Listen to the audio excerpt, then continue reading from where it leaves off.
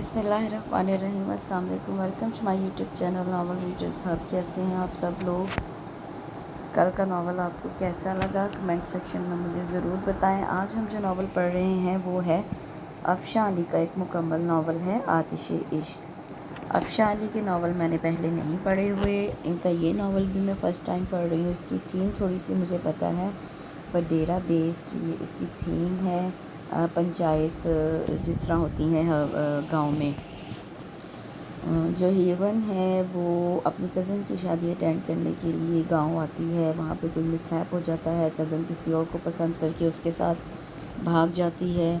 तो फिर वो जो शादी वाले दिन फिर हीरोइन को उसकी जगह बिठा के तो उसकी शादी की जाती है। इस चीज़ पे ये बेस्ड है। खूबसूरत स्टोरी लग रही है। चलिए मैं भी आपके साथ स्टार्ट करती हूँ। चलिए स्टार्ट करते हैं। आतिश इश्क बाय अफशा अली। रात बेहद हसीन थी। फ़िज़ा में रात की रानी के फूलों, सावन की फवार की महक और गीली मिट्टी की सोंधी सोंधी खुशबू फैली हुई थी। खिड़कियों से जब हल्की हल्की भीगी सी हवाएं अंदर आती तो उसके तन मन में एक पुरलतीफ़ सा एहसास सिरायत कर जाता। बिलाशुबा मौसम में बहुत खुशगवार अंगड़ाई हुई थी। ये भीगी भीगी ठंडी ठंडी सी शोक नरम हवाएं और उसकी सरसराहट सावन रुतों का सिंगार थी। ऐसे मौसम में उसके अंदर बेनाम सी उदासी छा जाती। सावन की महक, बारिश की फवार, फूलों, चांदनी रातों, इन सब में मगन और अपनी दुनिया में गुम रहने वाली लड़की आज कितनी बेबस थी। अंदर की घबराहट बढ़ने लगी तो खिड़की के पास आ खड़ी हुई और उस खिड़की के दोनों पर पूरी तरह वार करके उसने बाहर की जानिब अपनी हथेलियाँ फैला दी। बारिश मोतियों की सूरत हथेलियों पर बरसकर पानी बनने लगी। बाहर अब तेज़ बारिश होने लगी थी। चमचम बारिश की बूंदें माहौल पर ज़बरदस्त सा तासुर छोड़ रही थी। उनको हवाएं इधर उधर ली आँख चोली खेल रही थी। बारिश के कतरों का रेला चांदनी के बुलबुलों की तरफ रक्सा था। तेज़ हवा का झोंका अपने साथ बौछार लेकर उसके चेहरे, गर्दन और सीने पर हमलावर हुआ तो उसने अपनी बंद आँखों को खोल लिया। जिसे बंद किए वो इस बारिश और उसकी रिमझिम बूंदों को महसूस कर रही थी। उसका दिल बारिश में भीगने के लिए मचलने लगा। तभी वो बेखुद सी होती दिल के हाथों मजबूर होकर अपनी गैलरी में चली आई। उसका रूम ऊपर मंजिल पर था, इसलिए इसकी गैलरी काफ़ी खुली थी, बिल्कुल टेरेस की तरह। वो इर्द गिर्द के माहौल से बेपरवाह बेखबर इस बारिश में अपने तन मन दोनों ही भिगोने लगी। वो जब भी रूम में दाखिल हुआ था, गैलरी में उसे यूं भीगते देख कर उसके कदम गैलरी के ग्लास डोर के पास थम से गए। वो यकटुक उसे देखने लगा। ब्लैक एंड वाइट लॉन के प्रिंटेड सूट पर दुपट्टा कंधों पर फैलाए, आंखें बंद किए, वो दोनों हाथों को वाक किए गैलरी के बीचों बीच खड़ी बारिश को एंजॉय कर रही थी। ठंडी तेज़ हवा उसके लंबे स्याह बालों की बिखरी जुल्फ़ों से छेड़खानी करने में मसरूफ़ थी। उसका निखरा सा चेहरा, जिस पर हल्की सी मुस्कुराहट उसके मासूम से हुस्न को चार चांद लगा रही थी। कितने ही पल वो यूं ही सीने पर दोनों हाथ बांधे ग्लास डोर से टेक लगाए उसे देखता रहा। काफ़ी देर भीगते रहने के बाद उसने वापसी का इरादा किया और जब वो अपने भीगे वजूद के साथ पलटी तो उसे गैलरी के डोर पर इस्तादा देखकर चौंक गई। लगता है आपको बारिश बहुत पसंद है, वो उससे मुखातिब था, मगर वो बिना कोई जवाब दिए उसके पास से गुजरकर कमरे में दाखिल होने लगी। क्या हुआ, ये मेरे ही सामने क्यों तुम्हारी बोलती बंद हो जाती है? उसने आगे बढ़कर उसका हाथ थाम दिया। प्लीज़ छोड़े मेरा हाथ। रुख मोड़े बगैर ही उसने अपना हाथ छुड़वाना चाहा। उफ, इतना गुस्सा, इतना नखरा, वैसे मुझे यूँ नखरे नहीं पसंद। उसका हाथ और मजबूती से पकड़कर मरोड़ा कि उसके मुंह से सिसकी निकल गई। और मुझे आप नहीं पसंद, खट से जवाब देकर उसने मुखातिब के गुस्से को हवा दी। तुम अपने आप को समझती क्या हो? उसे अपनी तरफ खींचते हुए कहा। अपने आप को तो मैं इंसान समझती हूँ, मगर आपका पता नहीं, वो भी रूबरू होकर बोली। चलो तुम्हें बताता हूँ, मेरा पता नहीं ना तुम्हें। उसके दोनों बाजों को सख्ती से जकड़े उसे खींच कर बेड की तरफ लाकर पटका। अगले पल उसके भीगे कपड़े उसके सूखे जिस्म को राहत तस्कीन दे रहे थे। सफाकी की इंतहा पर पहुँच कर भी वो तंज करना ना भूला था। भीगे मौसम में उसके अल्फाज ने आग लगा दी थी। उसका दिल उसके जिस्म की तरह चलने लगा और आंखों में जैसे नीचे से भरने लगी थी। बंद पलकों की चिलमनों से आंसू बह बह कर उसे भिगोने लगे। बाहर बारिश जारी थी और यहाँ उसके अंदर तूफान बरपा था। रात जो कुछ देर पहले हसीन लग रही थी, अब यही हसीन रात उसको खून के आंसू रुला रही थी। वडेरा हवेली रानीपुर के नवाही कस्बे के वस्त में वजीर अली बख्श ने तामीर करवाई थी। लाल ईंटों से बनी ये पुख्ता बड़े बड़े सतूनों पर मबनी हवेली देखने वालों को मजबूत कर देती। लाल ईंटों से मुज़य्यन रविश पर दोनों अतराफ खजूरों, बरगद और नीम के दरख्त फैले हुए थे। आगे जाकर जहाँ ये कितारें ख़त्म होती और मरकज़ी गेट शुरू होता, वहीं दाएं जानिब हरी हरी घास का लिबादा ओढ़े लॉन मौजूद था, जिसमें लकड़ी का एक और गेट और साथ ही लकड़ी का एक गेट और साथ ही कुर्सी टेबल रखा हुआ था। जबकि बाएं जानिब बाग था, जिसमें गुलाब, गुल हज़ारा, गुल दाऊदी, चंपई,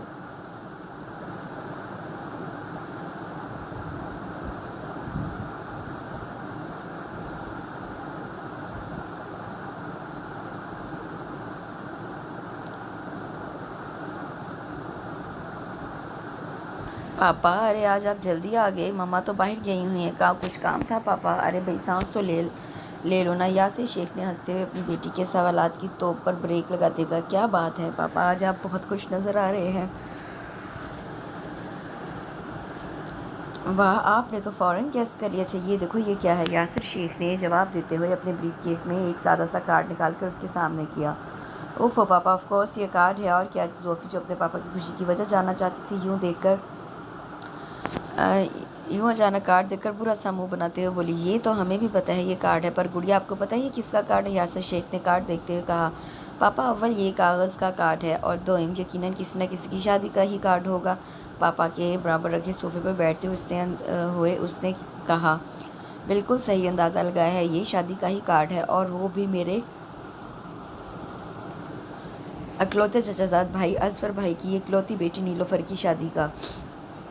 यासिर शेख ने अपनी बेटी की बात पर मुस्कुराहट ज़ब्त करते हुए जवाब दिया, ओहो नीलोफर बाजी वही ना जो पिछले साल गुलाबी की शादी में आई थी। जोफ़ी ने वो कार्ड पापा के हाथ से लेते हुए कहा, कंधे से ज़रा नीचे तक आते मेहंदी से रंगे बाल, जिनमें सितारों और मोतियों से सजा परांदा डला हुआ, घुटनों तक आती चुस्त कमीज़ पर घेरदार शलवार और बड़ा सा दुपट्टा लिए, छोटी छोटी आंखों में मोटा मोटा सा काजल, चेहरे पर पाउडर और क्रीम का बेदरेग इस्तेमाल और होंठों पर तेज़ लाल रंग की लिपस्टिक, सोने पे सुहागा। ये थी नीलोफर और रीनू, जिसका नाम सुनते ही 2 साल पहले वाली मुलाकात पर नीलो का सरापा छम से जोफ़ी के जहन के कोने में कूदा था। जी बेटा वही नीलो, कार्ड तो किसी और के हाथ भेजा, क्योंकि मसरूफ़ियत की बिना पर वो तो नहीं आ पाए, मगर फ़ोन करके बहुत इसरार किया। वो भी हमारी गुल की शादी पर आए थे, हमारा जाना भी बनता है, सो बेटा तैयारी कर लो। यासिर शेख ने पुरजोश अंदाज में कहा। कहाँ जाने की तैयारी हो रही है दोनों बाप बेटी में? अच्छा हुआ बेगम आप भी जल्दी लौट आईं। ये अपनी नीलो की शादी का कार्ड आया है, जोफ़ी को यही बता रहा था कि शादी में जाना है हमने, सो तैयारी शुरू कर ले। यासिर शेख ने अपनी बेगम के सवाल के जवाब में तफसील से आगाह किया, जो कि अभी अभी आई थी। यू मीन हमें गांव जाना पड़ेगा? लेकिन मैं ऐसे कैसे शादी में जा सकती हूँ, मेरा सोशल वर्क का काम काफ़ी है, फिर इसी हफ्ते सेमिनार भी है, और अभी जोफ़ी अपने पेपर से फारिग हुई है, थकन भी नहीं उतरी ठीक तरह से। और आप हैं कि चलने की तैयारी? हाल ये है कि बेगानी शादी में अब्दुल्ला दीवाना। सायरा वहीं उनके पास बैठते हुए माथे पे ढेरों ढेर शिकने लाई अजीब से लहजे हुए बोली, हद है बेगम, वो कोई बेगाने नहीं और ना पराए हैं, मेरे अपने ही तो हैं। जोफ़ी बेटा आप ज़रा 2 कप चाय तो बना लाएं। यासिर शेख ने अपनी बेगम को जवाब देने के साथ ही जोफ़ी को चाय का कहा। जी पापा अभी लाई। वो किचन की तरफ बढ़ गई, जबकि पीछे से आती मम्मा और पापा की बहस की आवाज़ें बखूबी उसके कानों तक पहुंच रही थी। वो जानती थी कि हमेशा की तरह इस बहस का नतीजा लाहासिल ही होगा, शायद क्योंकि मम्मा को गाँव जाना कभी पसंद नहीं रहा था। बिलाखिर वही हुआ था जिसका उसे डर था। पापा ने ही बिलाखिर हार मान ली थी। मामा ने तो जाने से इनकार कर दिया, पर वो जोफ़ी को अपने साथ ले जाने पर कायल कर चुके थे। जोफ़ी ने इनकार इसलिए नहीं किया, एक तो वो आजकल फारिग थी और बोर हो रही थी, करने को कुछ था नहीं, सोचा थोड़ी आउटिंग हो जाएगी, और दूसरा ये कि वो अपने पापा की खुशी की खातिर शिरकत करना लाजमी समझ रही थी, क्योंकि मामा ने जो इनकार कर दिया था।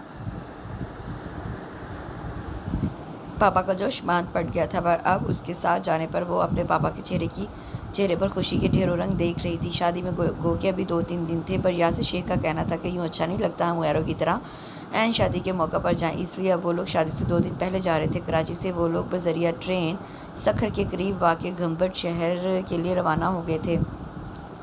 حیدرآباد نواب شاہ کو چھوٹے بڑے شہروں سے گزرتے ہوئے ٹرین نے جب انہیں گھمبٹ کے اسٹیشن پر اتارا تو اگلے ہی پل زوفی کو آس پاس ویران کھیت کھلیان اور دور اکا دکا دکانیں اور چھوٹے چھوٹے گھر دیکھ کر اپنے یہاں آنے کے فیصلے پہ افسوس ہوا۔ اسٹیشن پر انہیں چچا اصفر ہی لینے آئے تھے۔ پلیٹ فارم کراس کر کے جب وہ لوگ دوسری طرف پہنچے تو قطار در قطار یہاں ٹانگے یوں کھڑے ہوئے تھے جیسے جناح ٹرمینل کے باہر ٹیکسیاں کھڑی ہوتی۔ خیر وہ یہ سب ایک ٹانگے پر سامان سمیت سوار ہوئے اور اپنی منزل کی جانب رواں دواں ہوئے۔ پاپا تو چونکہ اس سب کی عادی رہ چکے تھے، ان کے لیے یہ سب نیا نہیں تھا، اس لیے وہ چچا اصفر سے باتوں میں مصروف تھے، جبکہ زوفی کے لیے یہ سب بہت نیا اور انوکھا تھا۔ کبھی وہ ٹانگے کی حرکات و سکنات پر غور کرتی اور کبھی اپنے دائیں بائیں گزرتے گنے کے کھیتوں، کھجور کے اونچے لمبے درختوں پر نگاہ دوڑاتی تو کبھی کچے پکے راستے پر ٹانگے سے اٹھنے والی دھول مٹی کو چہرے پر آنے سے روکتی۔ غرض یہ کہ لامتناہی سوچوں اور اندیشوں میں گھر کر بالآخر ان کا سفر اختتام پذیر ہوا، جسے اس نے دل ہی دل میں دھول مٹی کی سواری کا نام دیا۔ اصفر چچا تو ان کا سامان سنبھالے کچی پگڈنڈی پر چلنے لگے، جبکہ اونچے نیچے پتھروں پر ہیل والی سینڈل سے چلنا اس کے لیے محال تھا۔ قریب تھا کہ پاس پڑے کسی پتھر پر بیٹھ کے رونے لگتی کہ پاپا نے اس کا ہاتھ تھام دیا، اور یوں وہ ان کے ہمراہ گرتی پڑتی کچے پکے قطار در قطار بنے مکانوں کے محلے میں داخل ہو گئی۔ اس نے اطراف میں حیرت و ناگواری سے جائزہ لیا۔ اینٹ اور مٹی کے گارے سے بنے ہوئے یہ گھر، جن کی چھتیں کھجور کے شاخوں، تنے وغیرہ سے ڈھکی ہوئی تھیں، اور کسی اکا دکا گھر کی چھتیں ٹین کی تھیں، پاس ہی ایک مسجد بنی ہوئی تھی۔ تھوڑا سا آگے سے کچھ دکانیں بھی نظر آئیں۔ اب وہ لوگ چچا اصفر کے گھر کے سامنے تھے۔ گو کہ چچا اصفر کے گھر کی بناوٹ و ساکھ بھی کچھ ایسی تھی جیسے کہ آس پڑوس کے گھروں کی، پر پھر بھی چچا اصفر کا گھر ان سے کچھ بہتر حالت میں تھا۔ وہ سب آگے پیچھے اندر داخل ہوئے۔ ارے یہ کیا، پھر چلنا پڑے گا؟ اس نے بے ساختہ اتنے بڑے کھلے وسیع اور صحن کو دیکھا جس کے آخری سرے پر کمرے، برآمدے وغیرہ دکھ رہے تھے۔ مونگرے اور بہت سارے پھولوں کی قطاریں ترتیب سے موجود تھی۔ ذرا فاصلے پر ایک تالاب بھی تھا جس کے وسط میں ایک فوارہ آویزاں تھا۔ تالاب میں بھی گل نیلوفر اپنی بہار دکھاتا۔ دیکھنے والا ان نظاروں میں کھو سا جاتا۔ علی بخش کے دو بیٹے تھے، بڑے خادم علی بخش اور چھوٹے حسین علی بخش۔ باپ کی وفات کے بعد خادم علی وڈیرے نامزد ہوئے۔ حسین علی اپنے باپ اور بھائی سے مختلف طبیعت کے تھے، انکساری، خدمت خلق، ہمدردی ان میں کوٹ کوٹ کر خدا نے عطا کی تھی، جبکہ خادم علی اگرچہ نیک دل تھے مگر وڈیروں والی صفات ان میں کثرت سے موجود تھیں۔ خادم علی کا ایک بیٹا نیاز حسین شاہ تھا جسے پڑھائی میں کوئی خاص دلچسپی نہ تھی، تبھی وہ اپنی بنی یعنی زمین کا کام کرتا تھا۔ حسین علی کا ایک بیٹا عزام اور بیٹی دانیہ تھی، ان کی بیوی انہیں چھوڑ کر جا چکی تھی، اور یہ ذلت و رسوائی وہ سہ نہیں پائے کہ شادی کے 12 سال بعد ان کی بیوی کسی اور کے ساتھ بھاگ گئی۔ تبھی وہ دنیا سے منہ موڑ گئے۔ حویلی کے مکینوں میں بارش اور بزرگ اماں جیجل بھی رہتی تھی جو کہ خادم اور حسین کی والدہ تھی۔ ایک حادثے میں نیاز حسین شاہ کی موت نے اس حویلی کے مکینوں کو ہلا کر رکھ دیا تھا، اور پھر کچھ فیصلے اتنے اچانک ہوئے کہ کسی کو سنبھلنے کا وقت ہی نہ مل پایا۔ عزام کی دلچسپی کو دیکھتے ہوئے اس کے تایا نے اسے جام شورا یونیورسٹی پڑھنے بھیجا تھا، مگر اپنے بھائی کی حادثاتی موت پر وہ پھر سے حویلی آ گیا، کیونکہ اب یہاں کے مکینوں کو اس کی ضرورت تھی۔ اس کے تایا جوان اور اکلوتے بیٹے کی موت پر ڈھہ سے گئے اور آج کل بیمار تھے۔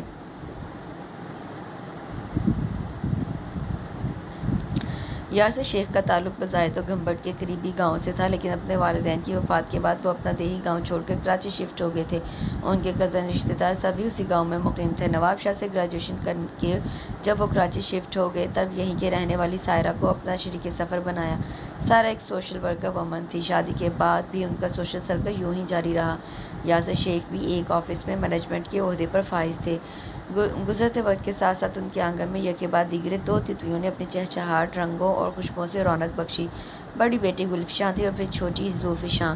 دونوں کو اپنے ماں باپ کا یکساں پیار ملا، تبھی ان میں دونوں کے گن شامل تھے۔ گلفشاں نے گریجویشن مکمل کیا ہی تھا کہ اس کے رشتے آنا شروع ہو گئے، جس میں سے جنید انہیں موزوں لگا، اور یوں گلفشاں جنید بن کر پیا دیش سدھاری۔ آج کل وہ کینیڈا میں مقیم تھے اور اس کا 6 ماہ کا پیارا سا بیٹا رومیل تھا، جبکہ باتونی، شرارتی، ہنس مخ سی زوفشاں آج کل BCom کر کے فارغ تھی۔ اسے گھومنے پھرنے کا بہت شوق تھا، مگر پاپا کی اپنی مصروفیات تھی، جبکہ ممی کا اپنا سوشل ورک کا دائرہ اتنا وسیع تھا، اور ویسے بھی ممی کو گاؤں کا ماحول پسند نہیں تھا۔ تبھی اپنے پاپا کے آبائی گاؤں وہ چاہ کر بھی نہیں جا پائی تھی، مگر وہ انجان تھی کہ آنے والا وقت اس کو کس دوراہے پر لا کھڑا کر دے گا۔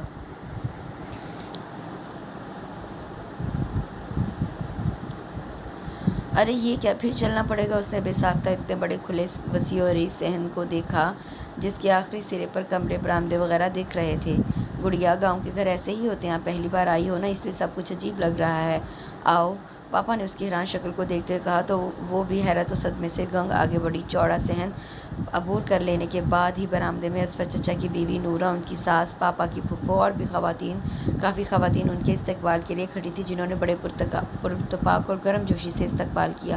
صرف اس کے پاپا کا ہی نہیں بلکہ اس کو بھی گلے لگا کر ڈھیروں پیار کیا، پیار سے نوازا، اور وہ ان سب کی اتنی پرخلوص محبت دیکھ کر شرمندہ سی ہونے لگی۔ تبھی چاچی نورہ کے ہمراہ وہ کمرے میں چلی آئی۔ پتر، ہاتھ منہ دھو کر آرام کر۔ چاچی نورہ کی بات پر دھول مٹی کی سواری یاد آئی تو وہ سامنے لگے شیشے کی طرف بڑھی۔ اپنی صورت اور حلیہ دیکھتے ہی چیخ نکلنے کے قریب تھی۔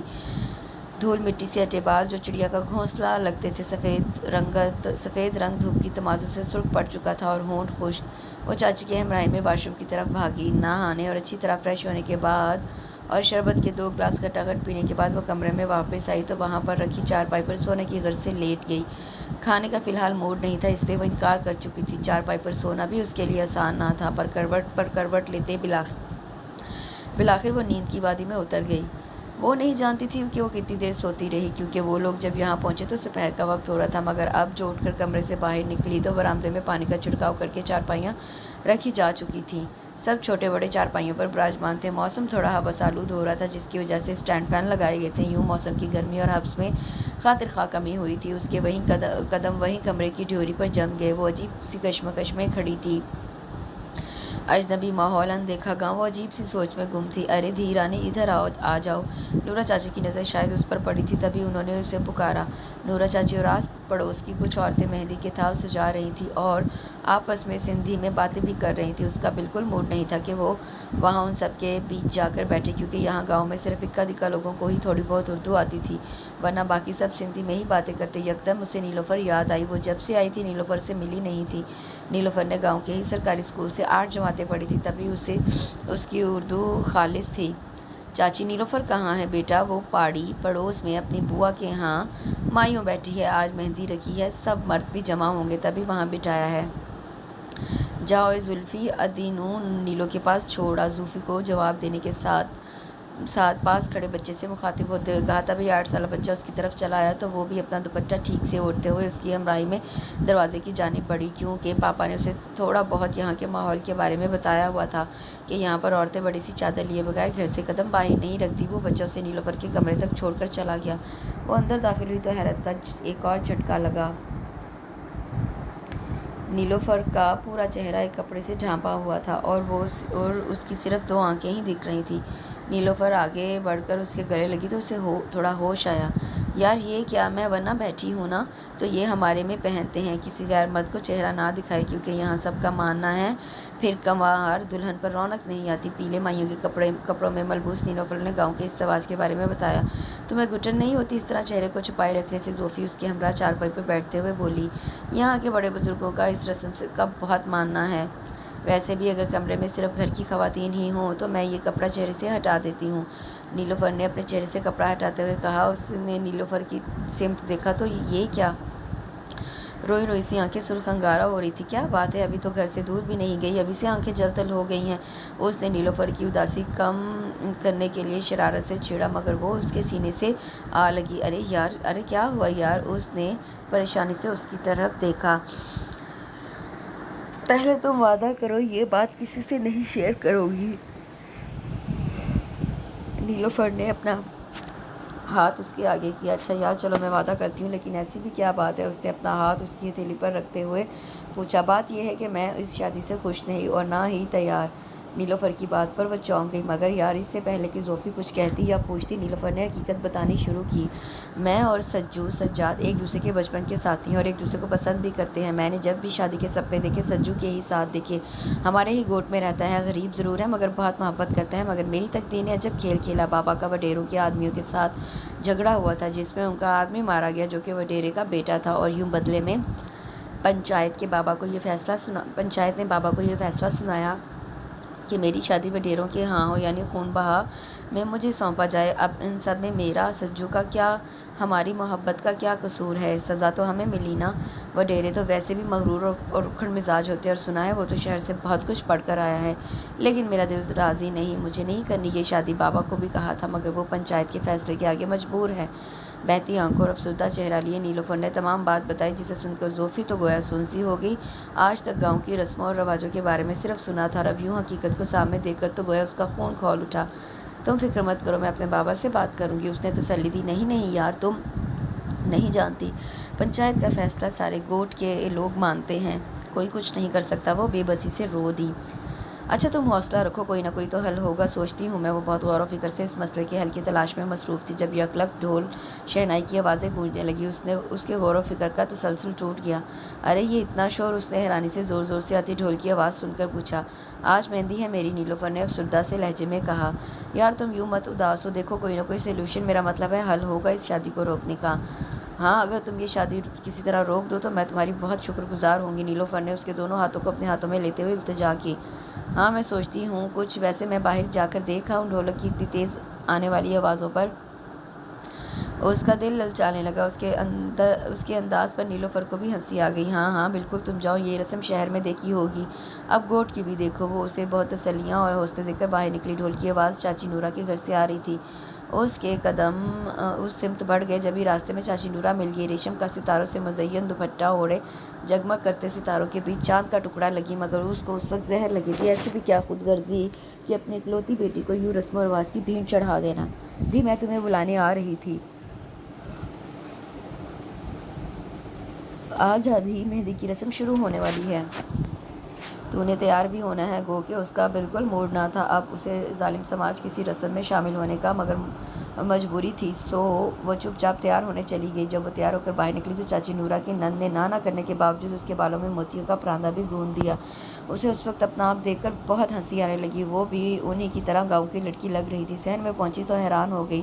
ابھی شام میں جب یہاں سے گئی تھی تب تو کہیں سے نہیں لگ رہا تھا کہ یہ شادی والا گھر ہے، مگر اب تو منظر ہی الگ تھا۔ صحن میں موجود تخت پر ڈھول شہنائی والے بیٹھے تھے، ساتھ ہی ایک کپڑا بچھا ہوا تھا۔ ایک طرف عورتوں کا جمگھٹا، ذرا نزدیک جانے پر پتہ چلا دولہے راجا ایک شاندار سی کرسی پر، جس پر اجر کڑھائی والا غلاف بچھا ہوا تھا، اس پر براجمان تھے۔ اس کے ساتھ چچا اظفر، پاپا اور ایک دو مرد اور بھی کھڑے تھے، شاید رشتے دار تھے، جبکہ تھوڑے ہی فاصلے پر منچلی اور شوخ لڑکیاں چمکیلے بھڑکیلے لباس، زیبتن کیے، میک اپ کا کھلا استعمال کیے اور بالوں میں پراندے ڈالے کسی گانے پر عجیب ہی طریقے سے ناچ رہی تھی۔ ڈھول کی تھاپ پر ان کے ناچنے میں اور جوش پیدا کر دیتی، وہیں ساتھ ہی بڑی بوڑھی عورتیں ان کے سر پر پیسے وار کر ڈھول والے کے پاس بچھے کپڑے پر رکھتی جاتی۔ ڈھول اور شہنائی والے چارپائی پہ بیٹھے اپنے کام کو بخوبی انجام دے رہے تھے۔ زوفی بہت غور سے یہ سب دیکھ رہی تھی۔ جبھی چاچی نورا کی آواز اس کے کانوں میں پڑی، وہ شاید کسی سے اس کا تعارف کروا رہی تھی۔ یہ اپنی نیلو کے وڈے تایا کی دی ہے، کراچی سے آئی ہے۔ اس نے آواز کے تعاقب میں دیکھا چاچی نورا، جو کچھ دیر پہلے گوٹ کی کچھ عورتوں سے اس کے تعارف میں مصروف تھی، اب دولہے کے پاس موجود تھیں۔ اس نے غور سے اس کی طرف دیکھا۔ اونچا لمبا سا قد، چوڑا بدن، گھنی مونچھوں تلے انابی ہونٹ، سفید کڑکتا ہوا کرتا، سر پر سندھی ٹوپی اور کندھوں پر اجرت پھیلی ہوئی تھی۔ مونچھوں کو تاؤ دیتے وہ واقعی اکھڑ مزاج اور گھمنڈی انسان لگ رہا تھا، اور عمر میں بھی نیلوفر سے 5 یا 7 سال تقریباً بڑا لگ رہا تھا۔ اپنی طرف دیکھتا پا کر اس نے مسکراہٹ پاس کی۔ زوفی کو اس کی مسکراہٹ زہر لگی، تبھی وہ رخ موڑ گئی۔ ڈھولک کی زور زور کی تھاپ، شہنائی کی گونج، بڑی بوڑھی عورتوں کا منچلی لڑکیوں کو پکڑ پکڑ کر ناچنے کے لیے میدان میں لانا اور پھر ان کے سر پر سے پیسے وارنا، یہ سب انوکھا بھی تھا اور نیا بھی۔ نیلوفر کی طرف سے کچھ پلوں کے لیے اس کا جو دھیان ہٹا تو وہ کافی دیر تک اس منظر میں کھو گئی۔ اسے بھی سب نے ناچنے پر مجبور کیا، مگر نہ ہی اسے یوں ناچنا آتا تھا اور نہ ہی اس کا دل تھا۔ دولہے کو مہندی لگانے کی رسم شروع ہو چکی تھی۔ اب چاچی نورا اور باقی سب عورتیں مہندی اور سہاگ کے گیت گا رہی تھی۔ یہ سب صبح 4 بجے تک جاری رہا۔ اس کا ارادہ و خیال تھا کہ اب یہ رسم ختم ہو گئی تو اب سب سوئیں گے، مگر یہ اس کی خام خیالی تھی۔ چاچی نورا کی زبانی اسے پتہ چلا کہ مہندی کے اختتام کے بعد نکاح اور رخصتی ہونی ہے۔ دولہا بھی بیٹھک میں جا چکا تھا، کیونکہ وہ دوسرے گاؤں سے آیا تھا، اس لیے اسے یہیں پاس میں گھر کے قریب بیٹھک میں ٹھہرایا گیا، اس لیے وہ بھی تیار ہونے جا چکا تھا۔ اب وہ بارات لے کر آنے والا تھا۔ چاچی نورا نے اسے بھی باقی لڑکیوں کے ساتھ نیلوفر کو تیار کرنے بھیجا، تبھی اس کا ذہن نیلوفر کی طرف گیا۔ اب کیا ہوگا، یہ سوال اس کے ذہن میں گوندا۔ وہ تیزی سے باقی لڑکیوں سے پہلے नीलोफर की बुआ के घर की तरफ बढ़ी। वहाँ पहले से ही कुछ औरतें मौजूद थीं जो दरवाजे को पीट रही थी, क्योंकि दरवाज़ा अंदर से बंद था। कुछ अनहोनी और ख़तरे की घंटियाँ उसके इर्द गिर्द बजने लगी। उसका वहम ठीक निकला। हाय हाय, छोरी मुंह काला करके भाग गई। ये आवाज़ें थी या तूफान की आम जिसने उसे अपनी लपेट में ले लिया। वो सुन सी हो गई थी। कभी कभी गैर मुतवक्का वाक़यात इतनी तेज़ी से ज़हूर पजीर होते हैं कि हैरानी के साथ साथ कुछ परेशानी भी होती है। दिलो दिमाग इर्द गिर्द से गाफिल हो जाते हैं। हर चीज़ नफरत और गुस्से की लपेट में आ जाती है। अभी कल तक वो खुद भी यहाँ एक मेहमान की हैसियत थी और आज पल भर में मंजर बदल गए। अब वो यहीं की होने जा रही थी। चचा चची के झुके हुए सर, इर्द गिर्द से उठती दबी दबी सरगोशियाँ, सिंधी में दिए जाने वाले ताने, दूल्हे का गुस्सा, उसके पापा की इल्तिजा, इतना सब कुछ होने के बावजूद उसका सर खुद ब खुद झुकता चला गया। वो चाह कर भी ना कह पाई। किसे कहती, यहाँ पापा के सिवा कौन था? जब बाप ने ही खुद सवाली बनकर हाथ जोड़े बैठा था तो वो कैसे उन्हें खाली हाथ लौटा देती? वो नहीं जानती थी आनन फानन सब कैसे हुआ। मम्मी और अपिया का भी फ़ोन आया था। वो चुपचाप उनकी बातें सुनती रही। वो क्या कहती, किससे शिकवा करती, कहाँ जाती, हर तरह ही से उसके लिए बंद कुफल था। उससे चंद मिनट पहले पापा उसके पास आए थे। देखो बेटा, मैं भले इस गांव का बासी ज़रूर रहा हूँ, मगर फजूल रस्म रिवाज को मैं भी नहीं मानता। माना कि ये सब बहुत अचानक और गैर मुतवक्का है, मगर देखो बेटा, मैं इतना भी खुद गर्ज नहीं हूँ कि अपनी ही औलाद का बुरा चाहूँ।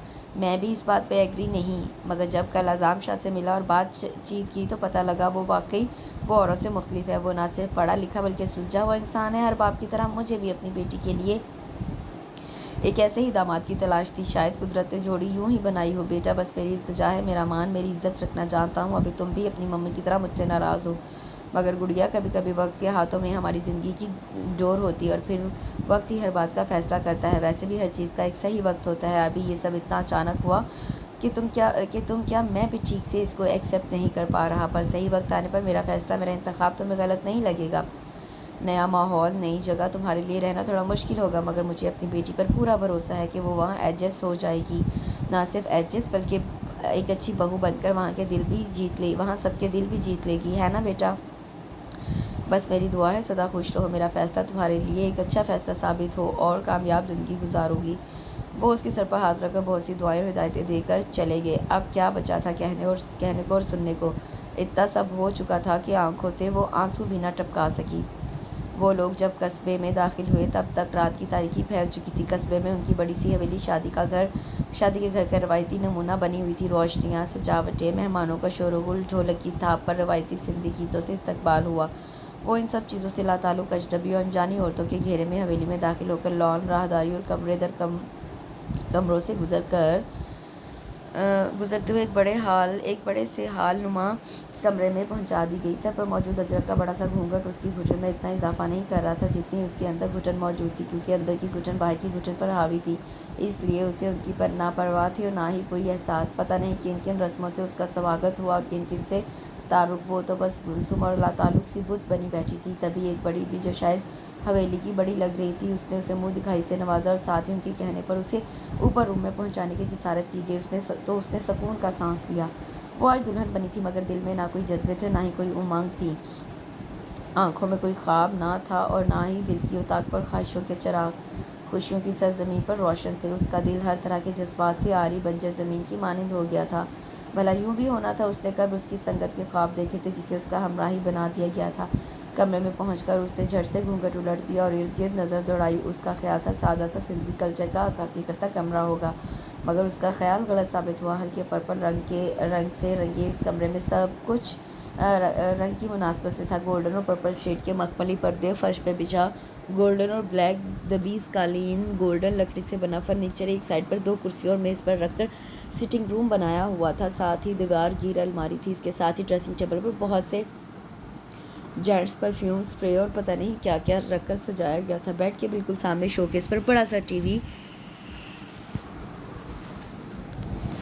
नीचे सीडी प्लेयर और डीवीडी और रैक में मौजूद तरतीब से रखी किताबें कमरे के मकीन के ज़ौक़ का मुंह बोलता सबूत था। वो बैठे बैठे उकता गई तो अजरक नुमा बड़ी से दुपट्टे को उतारकर बेड पर रखा और ड्रेसिंग टेबल के सामने जाकर खड़ी हो गई। जो सूट वो नीलोफर की शादी में पहनने को लाई थी वही ज़ेबतन किया हुआ था। मजेंटा कलर का जॉर्जेट का सूट था जिस पर हल्का हल्का सितारों को काम था और अभी इसी सूट में वो बराए नाम दुल्हन बनी हुई थी। बारात के साथ आया नीलोफर के लिए सामान, बेमा जेवरात اس وقت اس کے بدن پر سجا ہوا تھا۔ یکدم اس کے آنکھوں میں مرچیں سی بھرنے لگیں۔ کیا کوئی ایسی بھی دلہن ہوگی؟ کیا کسی کی ایسی بھی شادی ہوتی ہوگی جسے نہ مہندی لگی، نہ تیار کیا گیا، نہ سرخ جوڑا پہنایا گیا، جسے نہ اپنے سسرال کی خبر، نہ اپنے شوہر کا پتہ؟ اسے یکلخت بے تحاشا رونا آیا تھا۔ اس نے نوچ نوچ کر اپنے جسم سے سجا سارا زیور اتار کر ڈریسنگ ٹیبل پر ڈھیر کر دیا۔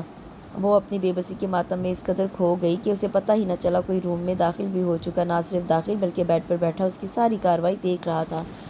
یہ سب کرنے سے تمہیں سکون ملتا ہے تو بے شک کرو، مگر ایک بات یاد رکھنا، یہ رونا دھونا، یہ سوگ، یہ ماتم تم اس کمرے کی 4 دیواری تک محدود رکھنا۔ ہم اس قصبے کے وڈیرے ہیں، بہت عزت ہے ہماری عزت پر آنچ بھی آئی یہ ہم برداشت نہیں کریں گے۔ عقب سے آنے والی مخالف کی آواز پر وہ چونکی اور پلٹی۔ کلف والا بلیک سوٹ پہنے، سر پر اجرک کی ہی پگڑی پہنے، پھولوں کا ہار اتار کر بیڈ پر رکھتے ہوئے اس سے مخاطب تھا۔ اس کے اور اعظم شاہ کے درمیان 3 سے 4 قدموں کا فاصلہ تھا۔ اس کے جذبات، احساسات سب لاپتہ تھے۔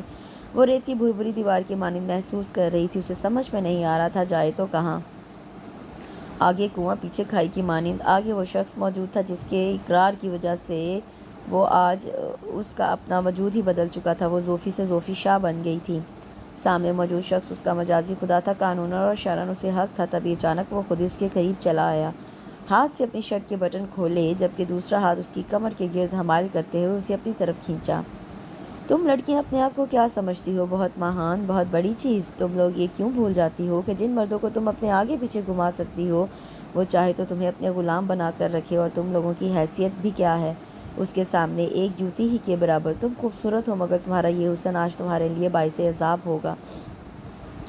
اگلے ہی پل زوفی کی گھٹی گھٹی چیخیں اس کے سینے میں ہی دم توڑنے لگی۔ بالکل اسی کی طرح اس انوکھی اور البیلی شب زفاف کا حال بھی مختلف نہ تھا۔ اپنا حق سمیٹ کر کسی فاتح جرنیل کی مانند اپنی فتح و مردانگی کے نشے میں چور بے خبر وہ سو چکا تھا، جبکہ اس کی چیخیں، آنسو اس کے اندر ہی دم توڑ چکے تھے۔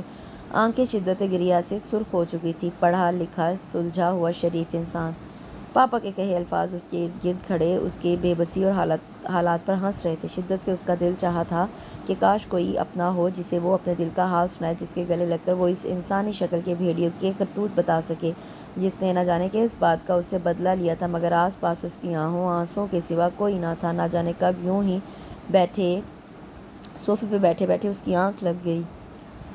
اس بے نام سی شادی کو 3 دن ہو چکے تھے۔ اس کا ولیمہ دوسرے ہی دن بڑے دھوم دھام سے رکھا گیا تھا۔ پورے قصبے اور حویلی کو خوب سجایا گیا تھا۔ ہر طرف جشن کا سا سما تھا۔ اس کے پاپا، اسفر چاچا وغیرہ اس کی طرف سے شامل تھے، جبکہ ممی نہیں آئی تھی، کیونکہ وہ اب تک دونوں باپ بیٹی سے ناراض تھیں۔ یاسر صاحب سے ناراض ہونے کا جواز تو بنتا تھا، مگر زوفی سے ناراضی کی وجہ اس کی خاموشی تھی کہ اس نے بلا چون چرا رضامندی کیسے دے دی۔ ان 3 دنوں میں وہ اپنے سسرال والوں کے بارے میں تھوڑا بہت جان چکی تھی۔ ویسے بھی اس کے سسرال میں تھے ہی کون؟ ایک بیمار تایا جی، اماں جیجل، دادی اعظم شاہ اور دانیہ اعظم شاہ کی بہن، باقی کچھ نوکر چاکر۔ یہ تھے حویلی کے مکین۔ تایا خادم علی اپنے اکلوتے جوان جہاں بیٹے کی وفات کے بعد چارپائی سے لگ چکے تھے، جبکہ اماں جیجل کا نچلا دھڑ ایک حادثے میں پیرالائز ہو چکا تھا، اس لیے وہ ہمہ وقت چیئر پر ہی ہوتی۔ دانیہ نے پہلے قصبے سے ہی میٹرک کیا تھا، اور پھر آگے سے اس کے بھائی نے ہی اسے پڑھایا تھا، کیونکہ گاؤں میں زیادہ تعلیم کا رواج عام نہ تھا۔ یہی حال کچھ قصبے کا تھا۔ ان 3 دنوں میں وہ ان سے کافی گھل مل گئی تھی، اور یہ اس کے سسرالیوں کی ہی بدولت تھا، جو کہ بہت سادہ دل اور مخلص تھے۔ وہ اس کی دل جوئی میں ہمہ وقت لگے رہتے۔ نیلوفر کی شادی کی غرض سے آتے ہوئے وہ 2 سے 3 جوڑے لائی تھی۔ اسے کیا پتا تھا کہ کسی اور کی شادی میں شرکت کرتے وہ خود مس سے مسز بن جائے گی۔ اس کے لیے اماں جیجل نے آس پاس کی کسی درزن سے ہی اس کے لیے کچھ کپڑے سلوائے تھے اور کچھ سلوانے کے لیے دیے تھے۔ اعظم شاہ سے اس کا سامنا ولیمے کے بعد سے اب تک نہیں ہوا تھا۔ اسے پتہ چلا تھا کہ وہ کسی ضروری کام سے حیدرآباد گیا ہوا ہے۔ وہ تینوں حویلی کے باغیچے میں بیٹھی ہوئی تھی، جب ہی شام کی چائے کے لیے ماسی ہاجرہ چلی آئی۔ زوفی اماں جیجل کے سر میں تیل سے مالش کر رہی تھی، حالانکہ ان کاموں کے لیے ملازمہ تھی، مگر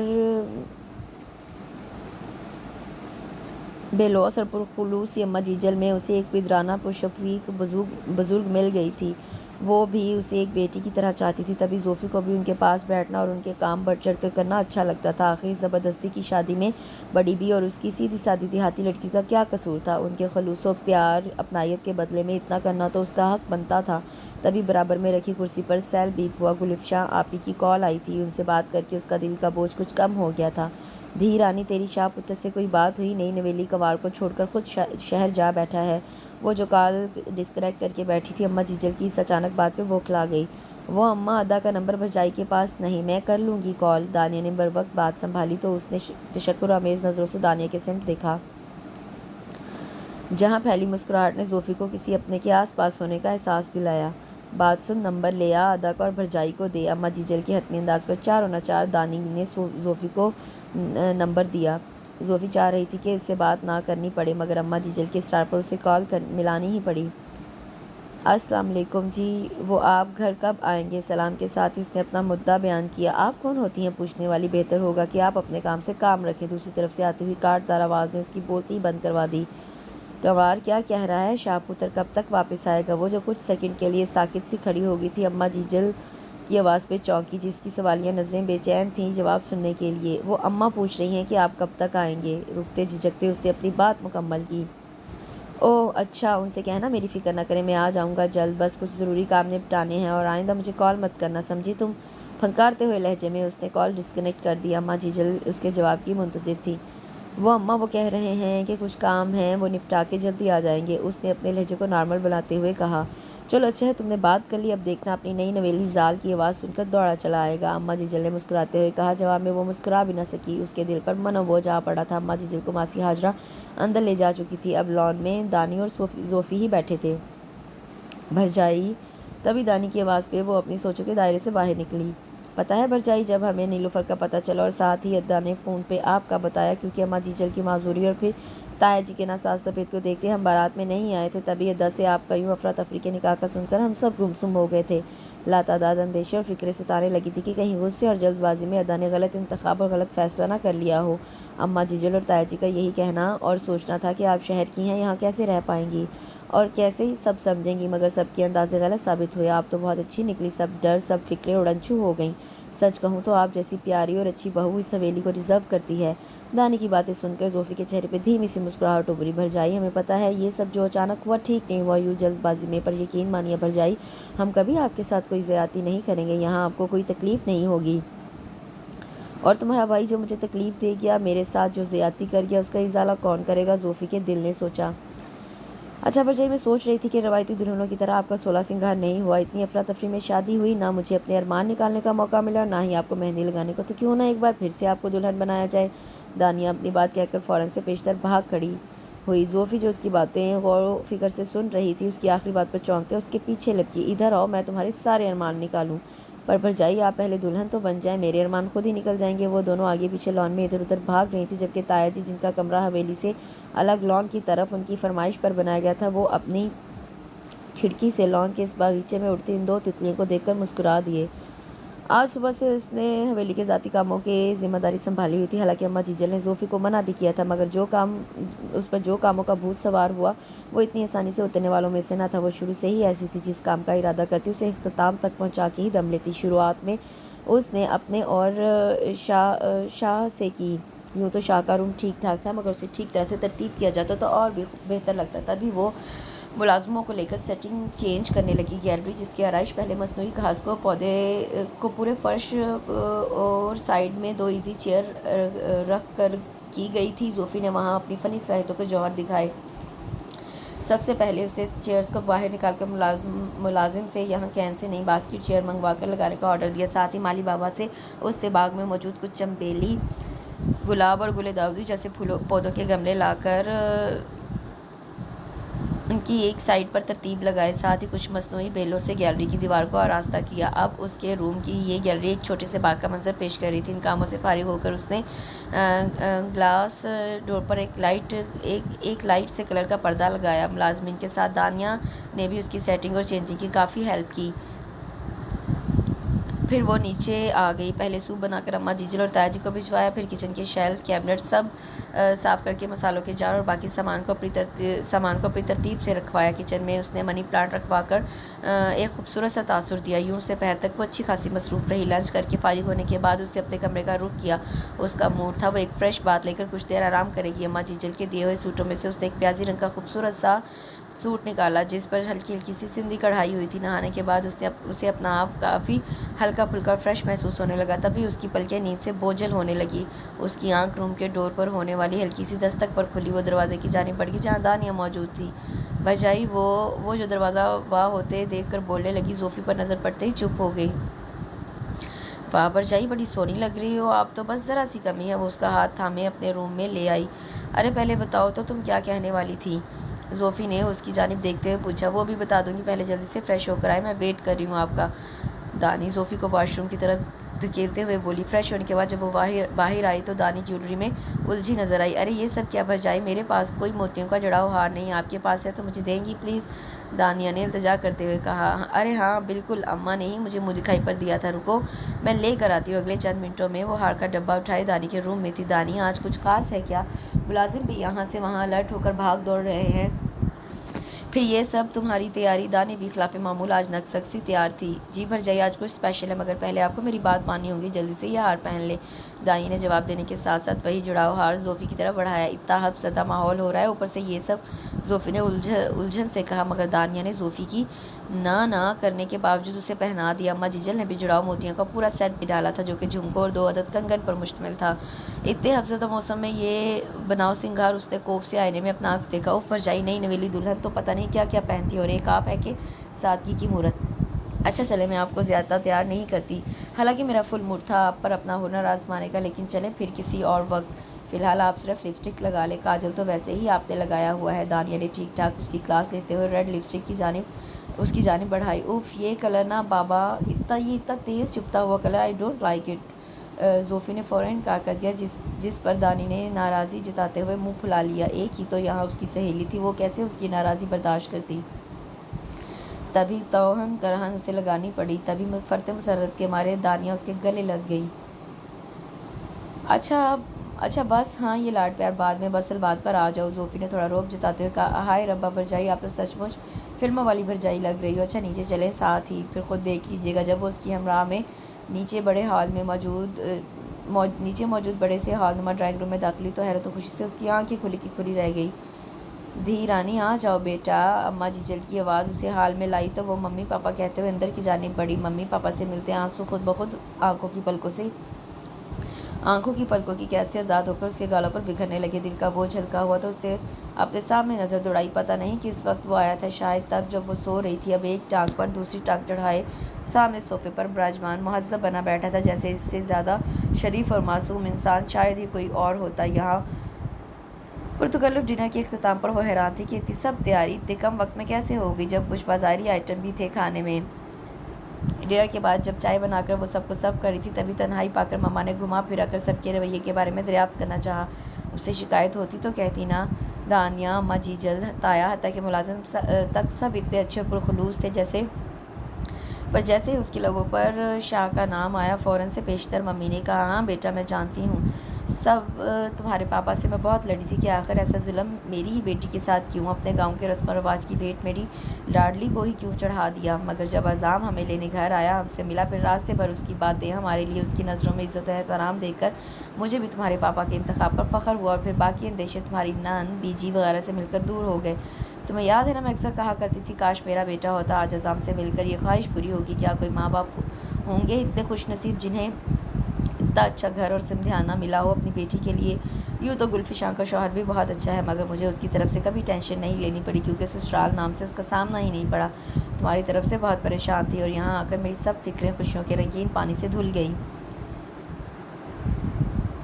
جوڑیاں تو اوپر والے نے پہلے سے ہی بنائی ہوتی ہیں، بس شاید قسمت میں تم دونوں کے ملن کا ساتھ یوں ہی لکھا ہوا تھا۔ مگر سچ پوچھو تو یہ ملنسار اور سادہ سے لوگ بہت اچھے ہیں، ہم سے بھی زیادہ انہیں تمہارا خیال ہے، سب کے لہجوں میں تمہارے لیے پیار اور مان ہے، لیکن پھر بھی تم یہاں مس فٹ ہو، تکلیف میں ہو، کوئی شکایت ہو تو بول دو، مگر بس ایک التجا ہے، ہمارا بھی مان رکھنا، کیونکہ یہ شادی جو اتفاقی طور پر ہو گئی تھی، مگر اب وہ ڈور ہے جسے تھامے رکھنا تمہارا تاعمر تمہارا فرض ہے اور ذمہ داری بھی۔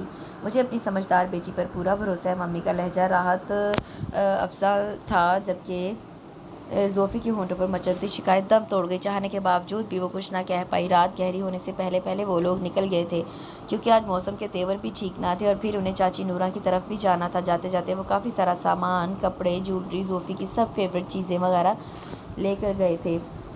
حالانکہ اماں جیجل نے منع بھی کیا تھا، مگر اس کی ممی کا اصرار تھا کہ انہوں نے اپنی بیٹی کو کچھ بھی نہیں دیا، اس لیے یہ سب ان کی بیٹی کا حق ہے اور اس کی ادائیگی ان لوگوں پر فرض۔ اور یوں ایک اچھے دن کا اختتام ہو گیا۔ آج وہ دل سے اعظم شاہ کے اخلاق اور اپنائیت کی قائل ضرور ہوئی تھی، مگر پھر بھی گزری کچھ راتیں اب بھی اسے خوف میں مبتلا کرنے کے لیے کافی تھی۔ اس کا خیال تھا کہ اعظم کی واپسی اب صبح تک ہی ہوگی، مگر یہ خام خیالی ہی تھی۔ آدھی رات کے جانے کے اس پہر اس کی واپسی ہو چکی تھی۔ فضا میں آمد بہار کی آہٹیں تھیں، ہلکی ہلکی دھوپ اور کمروں میں خوشگوار ٹھنڈک کا احساس۔ ایسی خوشگواریت طاری تھی، ایک بہت ہی خوبصورت دن کا آغاز تھا۔ ہوا کی شوریدہ سری میں اضافہ ہو گیا تھا۔ گیلری کے ڈور پر لگی سوئنگل کی مدھم مدھم سریلی آواز کانوں میں جلترنگ کی آواز بہت پیارا تاثر دے رہی تھی۔ وہ فریش ہو کر نیچے چلی آئی۔ ناشتے وغیرہ سے فارغ ہو کر وہ دانیہ سے گاؤں کے ماحول اور اس کے آس پاس کی جگہوں کے بارے میں باتیں کرنے لگی۔ کنوار شاہ پتر نہیں اٹھا کیا اب تک؟ اماں جیجل جو پاس بیٹھی تسبیح پڑھ رہی تھی، زوفی کو مخاطب کیا۔ وہ اماں شاہ پتر اٹھ گئے اور انہوں نے اپنے ہی کمرے میں کنوار کے ہاتھ ناشتہ منگوایا ہے۔ وہ جو جواب دینے لگی تھی، تبھی اماں ہاجرہ نے آ کر اطلاع دی، جا کنوار پتر اپنے شوہر کو ناشتہ دے۔ اماں جیجل نے اسے روم میں ناشتہ لے جانے کو کہا تو وہ بھی ناشتے کی ٹرے لیے روم کی جانب بڑھ گئی۔ واش روم سے پانی گرنے کی آواز آ رہی تھی۔ وہ سائڈ ٹیبل پر ناشتے کی ٹرے رکھ کر مڑنے لگی تھی، جبھی اس نے روم کا جائزہ لیا۔ بیڈ کی چادر سرک گئی تھی، ایک جانب اعظم شاہ کے شوز پڑے تھے۔ وہ کمرے کی حالت سدھارنے لگی۔ میوزک سسٹم پر راحت فتح علی خان کا یہ جو ہلکی ہلکی خماریاں ہیں، محبتوں کی تیاریاں ہیں، دھیمی دھیمی آواز میں پلے ہو رہا تھا۔ بیڈ پر موجود اعظم شاہ کے آئرن شدہ کپڑوں کو صوفے پر رکھ کر وہ بیڈ شیٹ درست کرنے لگی۔ تبھی واش روم کا دروازہ کھولنے اور بند ہونے کی آواز سن کر وہ پلٹی۔ سامنے وہ صرف ٹاول لپیٹے اس کے سامنے تھا۔ اس کا کسرتی بھیگا جسم بہت نمایاں تھا، گیلے بال پیشانی پہ بکھرے ہوئے تھے۔ ایک بھرپور مردانہ وجاہت سے بھرپور انسان اس کے سامنے تھا۔ یکدم اس نے نظریں چرا لیں۔ یہ آپ کا ناشتہ۔ وہ ٹیبل کی طرف اشارہ کر کے جانے لگی، تبھی وہ اس کے بالکل سامنے آ کھڑا ہوا۔ ارے اتنی بھی کیا جلدی ہے کیا ہے جانے کی؟ میری غیر موجودگی میں تو بڑے دھڑلے سے اس روم میں گھسی چلی آتی ہو، ہر چیز اپنی مرضی سے کرنے لگ جاتی ہو۔ اس نے سیدھا روم کی چینجنگ پر چوٹ ماری تھی۔ اور یہ جو کپڑے تم نے صوفے پر رکھنے بلکہ پھینکنے کی جرات کی ہے، تو اب انہیں پھر سے پریس کرنے کی زحمت بھی کر دیجیے۔ آپ بلا وجہ مجھے تنگ نہ کریں۔ آپ کے سب سوٹ پریس کر کے ہینگ کیے ہوئے ہیں، ان میں سے کوئی بھی پہن لیجیے، زوفی نے جانے کے لیے پر تولتے کہا۔ لیکن مجھے تو یہی سوٹ پہننا ہے، آپ کا شوہر ہوں، میری باتیں ماننا آپ کا فرض ہے، اس نے زوفی کے چہرے کے اتار چڑھاؤ اور مروڑتی انگلیوں کو غور سے دیکھتے ہوئے کہا۔ آپ میرے شوہر ہیں، مالک نہیں۔ میں بھی آپ کی بیوی ہوں، نوکرانی نہیں۔ دو بدو جواب دیتے اس نے اس کی آنکھوں میں دیکھا، مگر گہری براؤن آنکھوں میں دیکھنے کی تاب نہ رہی تھی اس میں۔ زوفی نے گھبرا کر فوراً نظریں جھکا لیں۔ اف، یہ انداز آپ کے دل چاہ رہا ہے کہ… ادھوری بات کہہ کر وہ اس کی سمت بڑھا، مگر وہ اس سے پہلے کہ وہ قریب آتا، وہ اس کے پاس سے گزرتے ہوئے جلدی سے دروازے کی طرف بڑھی۔ مگر اعظم شاہ بھی شاید اس کے بھاگنے کے ارادے کو بھانپ گیا تھا، تبھی وہ اس سے بھی پہلے ایک ہی جھسک میں دروازے پر پہنچ کر اس کے ہینڈل پر ہاتھ رکھ چکا تھا، جبکہ زوفی کا ہینڈل پر رکھا ہاتھ اعظم شاہ کے سخت ہاتھ کے نیچے دب گیا۔ ارے بیگم جی، اتنی جلدی بھی کیا ہے جانے کی؟ آئیے نا ساتھ ناشتہ کرتے ہیں۔ ہونٹوں پر طنزیہ مسکراہٹ لاتے ہوئے اعظم نے اسے اپنی باہوں کے حلقے میں لیا۔ اعظم کے گیلے بدن سے لگ کر اس کے کپڑے بھی گیلے ہونے لگے۔ وہ مجھے چھوڑیں پلیز، مجھے جانا ہے، اس نے منمناتے ہوئے کہا۔ اس کی آنکھیں پانی سے جلمل ہو گئی تھی۔ اعظم نے اس کی طرف دیکھا۔ Black fitting half sleeve suit میں اس کا قیامت خیز حسن نوخیز ہوش ربا سراپا اس کی آنکھوں کے سامنے تھا، اپنے لبوں کو بے دردی سے کچلتی، گھبرائی، شرمائی۔ اس وقت اسے وہ سب سے حسین لگ رہی تھی۔ وہ آگے بڑھ کر تمام فاصلے سمیٹ دینا چاہتا تھا۔ زوفی کا دل بری طرح سے دھڑک رہا تھا۔ آج پہلی بار اس نے اعظم کی آنکھوں میں کچھ انوکھا دیکھا تھا، اور وہ ویسے بھی اس کا دل اعظم کی طرف لمکنے لگا تھا۔ لاکھ کوششوں کے باوجود وہ اپنے دل کو روک نہیں پائی تھی۔ شاید نکاح کے بولوں میں اتنی طاقت جو تھی۔ زوفی کی آنکھوں سے بہتا آبشار اسے حال میں لایا۔ اس کی گرفت کمزور پڑی تو زوفی اس کی باہوں کے گھیرے کو توڑنے میں کامیاب ہو گئی۔ میں کراچی جانا چاہتی ہوں، اپنے گھر۔ اس نے نگاہوں کا زاویہ بدلنے کے لیے راہ فرار ڈھونڈی۔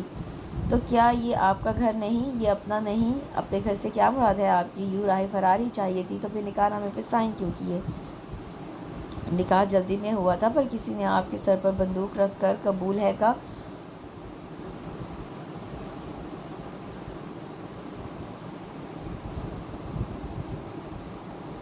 قبول ہے کا اقرار نہیں کروایا تھا نا؟ پھر دونوں ہاتھوں سے اس کے بازو پکڑ کر اسی لہجے میں کہا۔ اگلے ہی پل اسے زور سے بیڈ پر دھکا دیتے ہوئے اپنے کپڑے لیے واش روم کی جانب بڑھ گیا، جبکہ پیچھے سہمی ہوئی سی زوفی اس اچانک افتاد پر گمسم سی رہ گئی۔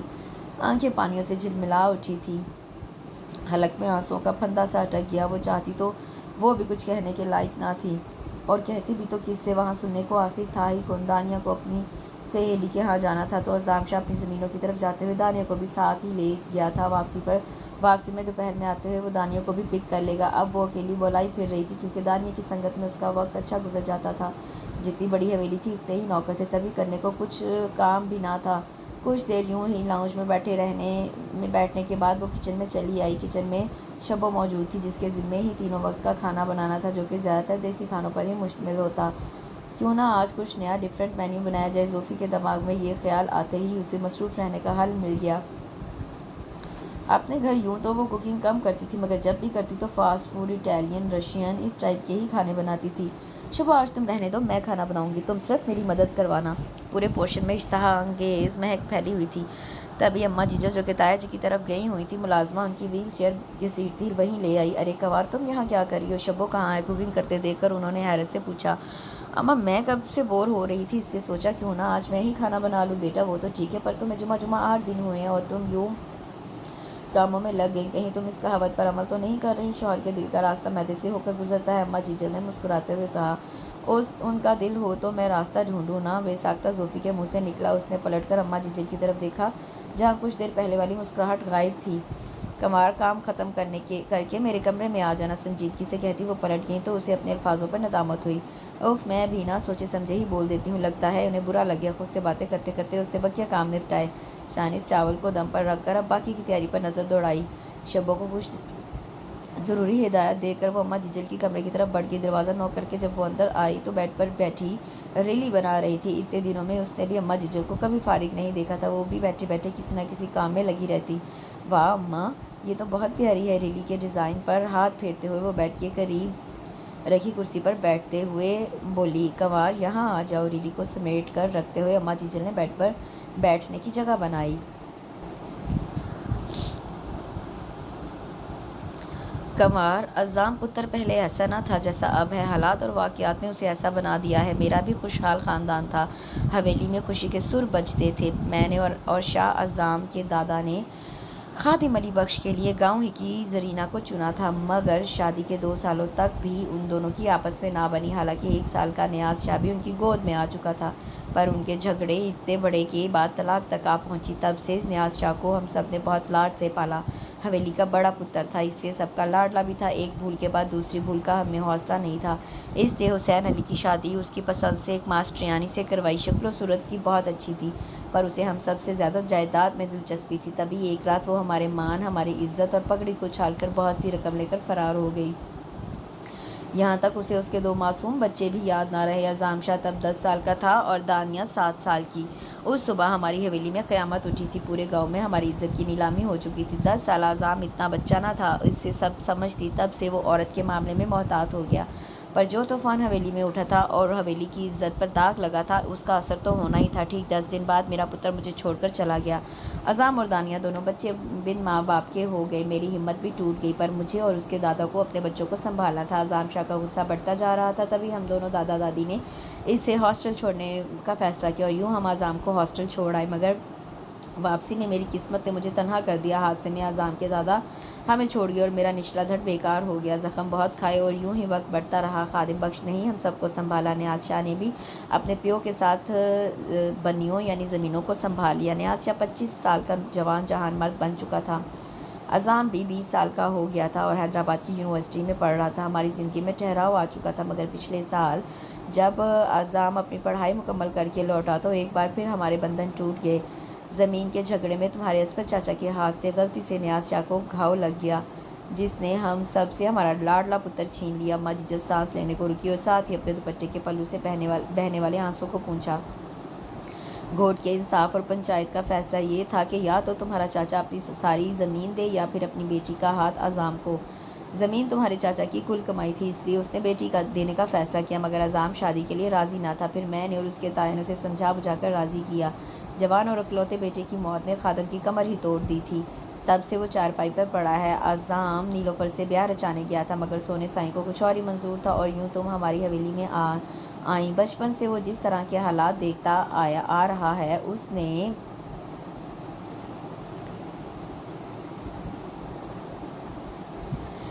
اس کو ایسا بنا دیا ہے۔ پر میرا پتر دل کا بہت سونا ہے۔ زوفی چپ چاپ سر جھکائے سنی جا رہی تھی۔ بات کے اختتام پر اس نے اپنا سر اٹھایا تو اداسی اور دکھ کی پرچھائی اماں جیجن کے چہرے پر واضح تھی۔ کنوار شادی شدہ زندگی میں مرس اور زال یعنی میاں اور بیوی کے بیچ بہت اتار چڑھاؤ آتے ہیں، پر ہاتھ پیر چھوڑ کے بیٹھنے سے اچھا ہے اسے پیار محبت سے سنبھالا اور سمجھایا جائے۔ شوہر اگر کسی بات پر کاوڑ غصے میں ہو یا کوئی ناراضی ہو تو وقت کے ساتھ ساتھ ٹھیک ہو جاتی ہے۔ بیوی کا ہی کام ہے کہ اپنے شوہر کو اپنے پیار اور بھروسے کی چادر میں چھپائے رکھے۔ دیکھو کنوار پتر، گھر کو گھر تو ایک زال ہی بناتی ہے، مرس تو صرف اینٹ گارے کی مدد سے مکان بناتا ہے، اس مکان کو اپنی محبت سے گھر صرف ایک زال ہی بناتی ہے۔ اس حویلی میں 2 شادیاں ہوئی، دونوں ہی برباد، اور اس کی ذمہ دار عورت ہی تھی، تبھی شاہ بھی اپنی اس شادی شدہ زندگی سے غصے میں ہے۔ میری دھی رانی بہت سمجھدار ہے، مجھے پتہ ہے تو میرے پتر اور اپنے مرس کو سنبھال لے گی۔ پتر اسے غلط فہمی ہے، اس غلط فہمی کو تو دور کر دے گی نا؟ اماں جیجل نے اسے گلے لگاتے ہوئے اقرار چاہا۔ اماں فکر نہ کریں، اب میں انہیں بتاؤں گی، ہر عورت ایک جیسی نہیں ہوتی۔ بے اختیار ہی اس کے منہ سے نکلا، جس پر اماں جیجل نے اس کی پیشانی پہ بوسہ لیا۔ رب سونا کرے تو سدا شال رہے اور اس حویلی کی شان بنائے رکھے۔ رب سونا ہمیشہ تجھے آباد رکھے۔ ڈھیر ساری دعائیں دیتے ہوئے اماں جیجل نے اس کی بلائیں لے ڈالی۔ دوپہر تک دانیہ کی شاہ کے ساتھ واپسی ہو گئی تھی۔ ارے واہ، آج تو بہت زبردست خوشبو آ رہی ہے۔ دانیہ کی بات پر ڈائننگ ٹیبل پر موجود زوفی اور اماں جیجل کے چہرے پہ مسکراہٹ دوڑ گئی۔ کنوار، تیرے تایا کو بھیج دیا کھانا؟ اماں جیجل نے پوچھا، کیونکہ تایا کا کھانا ان کے کمرے میں ہی جاتا تھا۔ ریڑھ کی ہڈی میں پین کی وجہ سے وہ زیادہ چلنا پھرنا نہیں کرتے تھے۔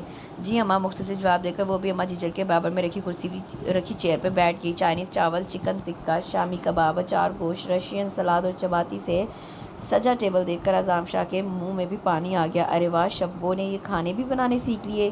اچھا ہے، چلو اب تو روز دعوتیں ہوں گی۔ کھانے سے بھرپور انصاف کرتے ہوئے اعظم نے کہا۔ مدت بعد وہ یہ سب کھا رہا تھا۔ ہاسٹل میں اس نے خوب عیش کیے تھے اور ڈٹ کر کھایا تھا ایسے پکوان، پر یہاں صرف دیسی کھانے ہی بنتے تھے۔ یہ سب شبو نے نہیں، میری کنوار نے بنایا ہے۔ اماں جیجل کے لہجے میں مان تھا۔ ارے واہ بھرجائی، آپ نے تو کمال کر دیا۔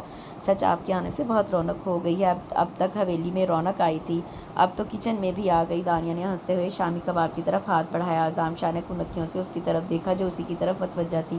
اعظم نے فوراً اپنی نگاہیں بدل لیں۔ دل میں وہ بھی دانیہ کی بات سے متفق تھا۔ تبدیلی اسے بھی محسوس ہوئی تھی۔ نہ صرف حویلی میں رونق در آئی تھی، بلکہ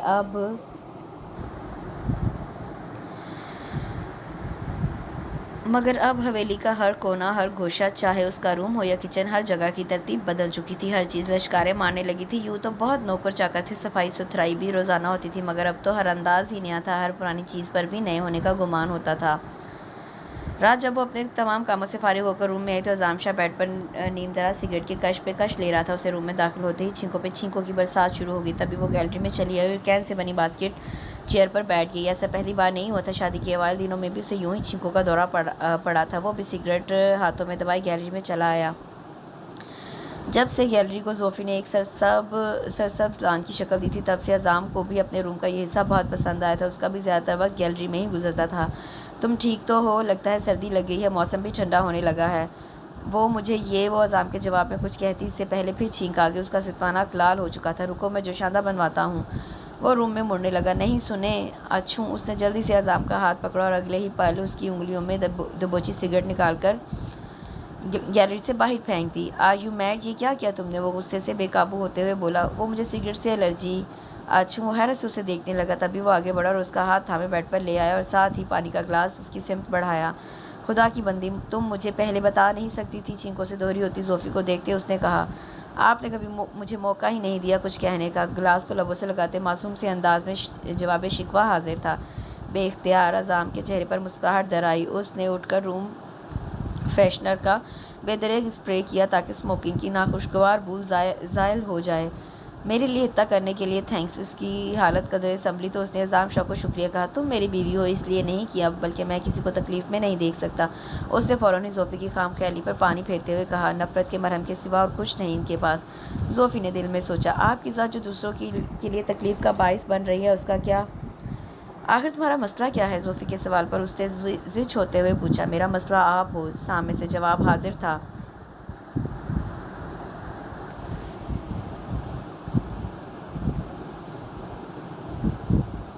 اپنی بھولی صورت اور اچھی سیرت کا جادو تم مما جیجل اور دانیہ پر ہی چلا سکتی ہو، مجھ پر ان کا اثر نہیں ہونا۔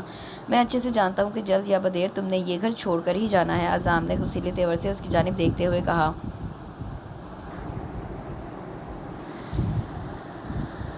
کوئی بھی مرد عورت کو سمجھ ہی نہیں سکتا، آپ کیوں بھول جاتے ہیں؟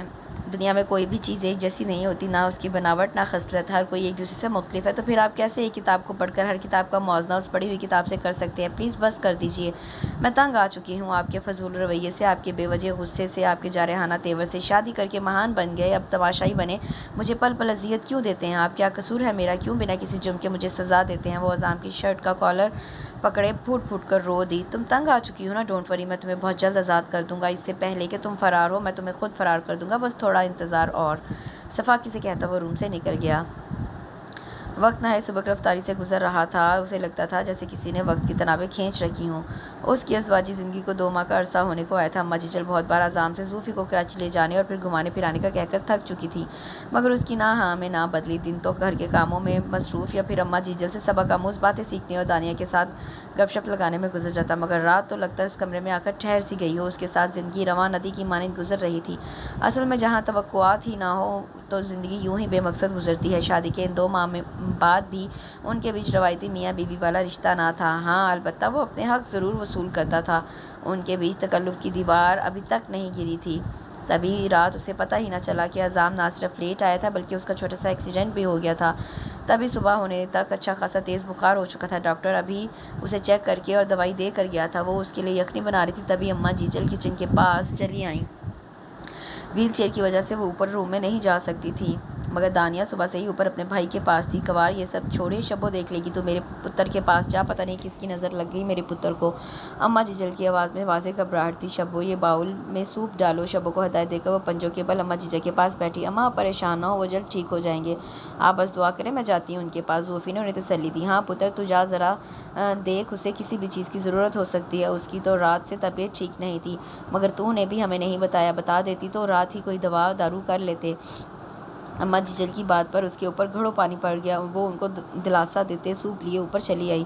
دیکھے نا بھرجائی، ادا کو پتہ نہیں کیا ہو گیا ہے، کچھ بات ہی نہیں کر رہے۔ دانیہ کی آنکھوں سے ٹپ ٹپ آنسو بہنے لگے۔ تم پریشان مت ہو، ڈاکٹر نے کہا ہے شام تک ٹھیک ہو جائیں گے، یہ بخار اور دوائی بھی تو دی ہے نا، تم فکر مند نہ ہو، جاؤ تم بھی کچھ کھا لو، میں ہوں نا ان کے پاس۔ دانیہ کو دلاسا دیتے ہوئے اسے بھی ہدایت دی۔ دانیہ کے جانے کے بعد وہ بیڈ کی طرف آئی جہاں عظام شاہ پر نیم بے ہوشی طاری تھی۔ سر اور ہاتھوں پر لگی چوٹوں پر ڈاکٹر نے ڈریسنگ کر دی تھی۔ اس کا دل عظام کی صحت یابی کی دعائیں مانگنے لگا۔ سرخ و سفید رنگت، پیشانی پر بکھرے بال، گہرے ابرو، اوپر کو اونچی ہوئی پلکیں، گھنی مونچھوں تلے دبے عنابی ہونٹ جو اس وقت زرد تھے، وہ منہ بولتا مردانگی کا ثبوت تھا۔ یہ شخص جو اس کا مقدر تھا، نصیب تھا، کاش اسے دل سے اپناتا۔ وہ بے خود سی ہوتی بیڈ پر اس کے بالکل پاس بیٹھ گئی، اس بے سود سے لیٹے شخص پر جو کہ اس کا مجازی خدا تھا۔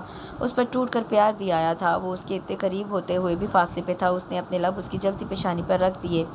عظام کسی معصوم بچے کی طرح ہلکا سا کسمسایا تو اس نے اپنے لب فوراً ہٹا دیے۔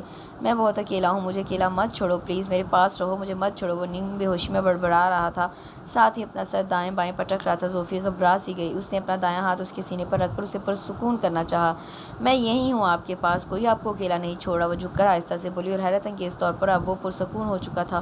وہ کچھ دیر اسے دیکھتی رہی، پھر اپنا ہاتھ آہستہ آہستہ اس کے سینے سے ہٹایا، مگر اس سے پہلے کہ وہ اپنا ہاتھ واپس لیتی عظام نے اس کا ہاتھ جکڑ لیا۔ ایک پل کو زوفی کو لگا وہ جاگ رہا ہے، اس کا دل تیز سے دھڑکنے لگا، مگر وہ اب بھی بے ہوشی میں ہی تھا، اور یہ حرکت بھی شاید غیر ارادی طور پر اس نے کی تھی۔ 2 دن بعد جا کر عظام کی طبیعت بہتر ہوئی تھی۔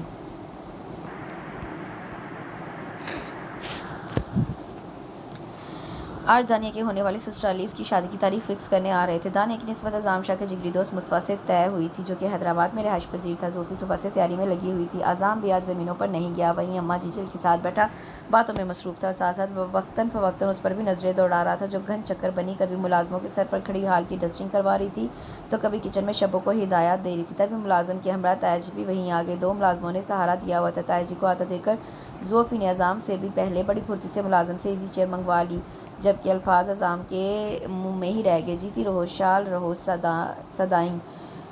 تایا جی نے دعائیں دیں۔ ان تینوں کو باتوں میں مگن دیکھ کر وہ کچن کی طرف چلی آئی۔ بھرجائی۔ تبھی دانیہ اسے پکارتی کچن میں چلی آئی۔ اس کے ہاتھ میں 2 سوٹ تھے۔ بھرجائی، اس میں سے کون سا ڈریس پہنوں؟ کچھ سمجھ میں نہیں آ رہا۔ اس نے دونوں سوٹ، جس میں سے ایک سی گرین کلر کی فراک بھی تھی جس پر سفید رنگ کے دھاگوں کا کام ہوا تھا، جبکہ دوسرا میرون رنگ کا سوٹ تھا۔ ارے چندا، کوئی بھی پہن لو، تو سونے ہی لگے گی پتر۔ اماں جیجل نے بھی وہیں سے ہانک لگائی۔ نہیں نا اماں، بھرجائی کو زیادہ آئیڈیا ہوگا، میں بہت زیادہ کنفیوز ہوں، پلیز بھرجائی آپ ہی ہیلپ کریں نا۔ اچھا تم روم میں چلو، فریش ہو وغیرہ ہو، تب تک میں بھی تھوڑا کام نپٹا کر آتی ہوں۔ ڈونٹ وری، ڈریس بھی سلیکٹ کروا دوں گی اور اچھے سے تیار بھی کر دوں گی۔ زوفی اس کے گال پر پیار سے ہاتھ رکھتے ہوئے بولی، کنوار تمہیں تیار نہیں ہونا؟ تایا جی نے عام سے حلے میں موجود زوفی کا استفسار کیا۔ کنوار پتر جا، تو بھی اب تیار ہو جا، دوپہر ہونے کو آئی ہے، شام تک وہ لوگ بھی آ جائیں گے۔ گھر کی اکلوتی بہو ہے، تجھے بھی تیار ہونا چاہیے۔ اسے لے جا پتر، اچھے سے سنگھار کرنا۔ اماں جیجل نے بھی اسے ہدایت دی اور اچھے پر زور دیتے ہوئے تیار ہونے کا حکم دی۔ زوفی نے نظر سامنے دوڑائی، وہ بھی اسے دیکھ رہا تھا۔ نظروں سے نظروں کا تصادم ہوا تھا۔ جی اماں، جیسا آپ کا حکم، بس ذرا سا کام باقی ہے، وہ ختم کر لوں، پھر دانی کو تیار کر کے خود بھی تیار ہو جاؤں گی۔ کچھ دیر بعد وہ اپنے سارے کام نپٹا کر دانی کے کمرے میں چلی آئی، پھر سی گرین فراک اس کے لیے سلیکٹ کرتے ہوئے اسے ہلکا پھلکا سا تیار کرنے میں مصروف ہو گئی۔ لو جی، ہو گئی میری اکلوتی نند رانی تیار۔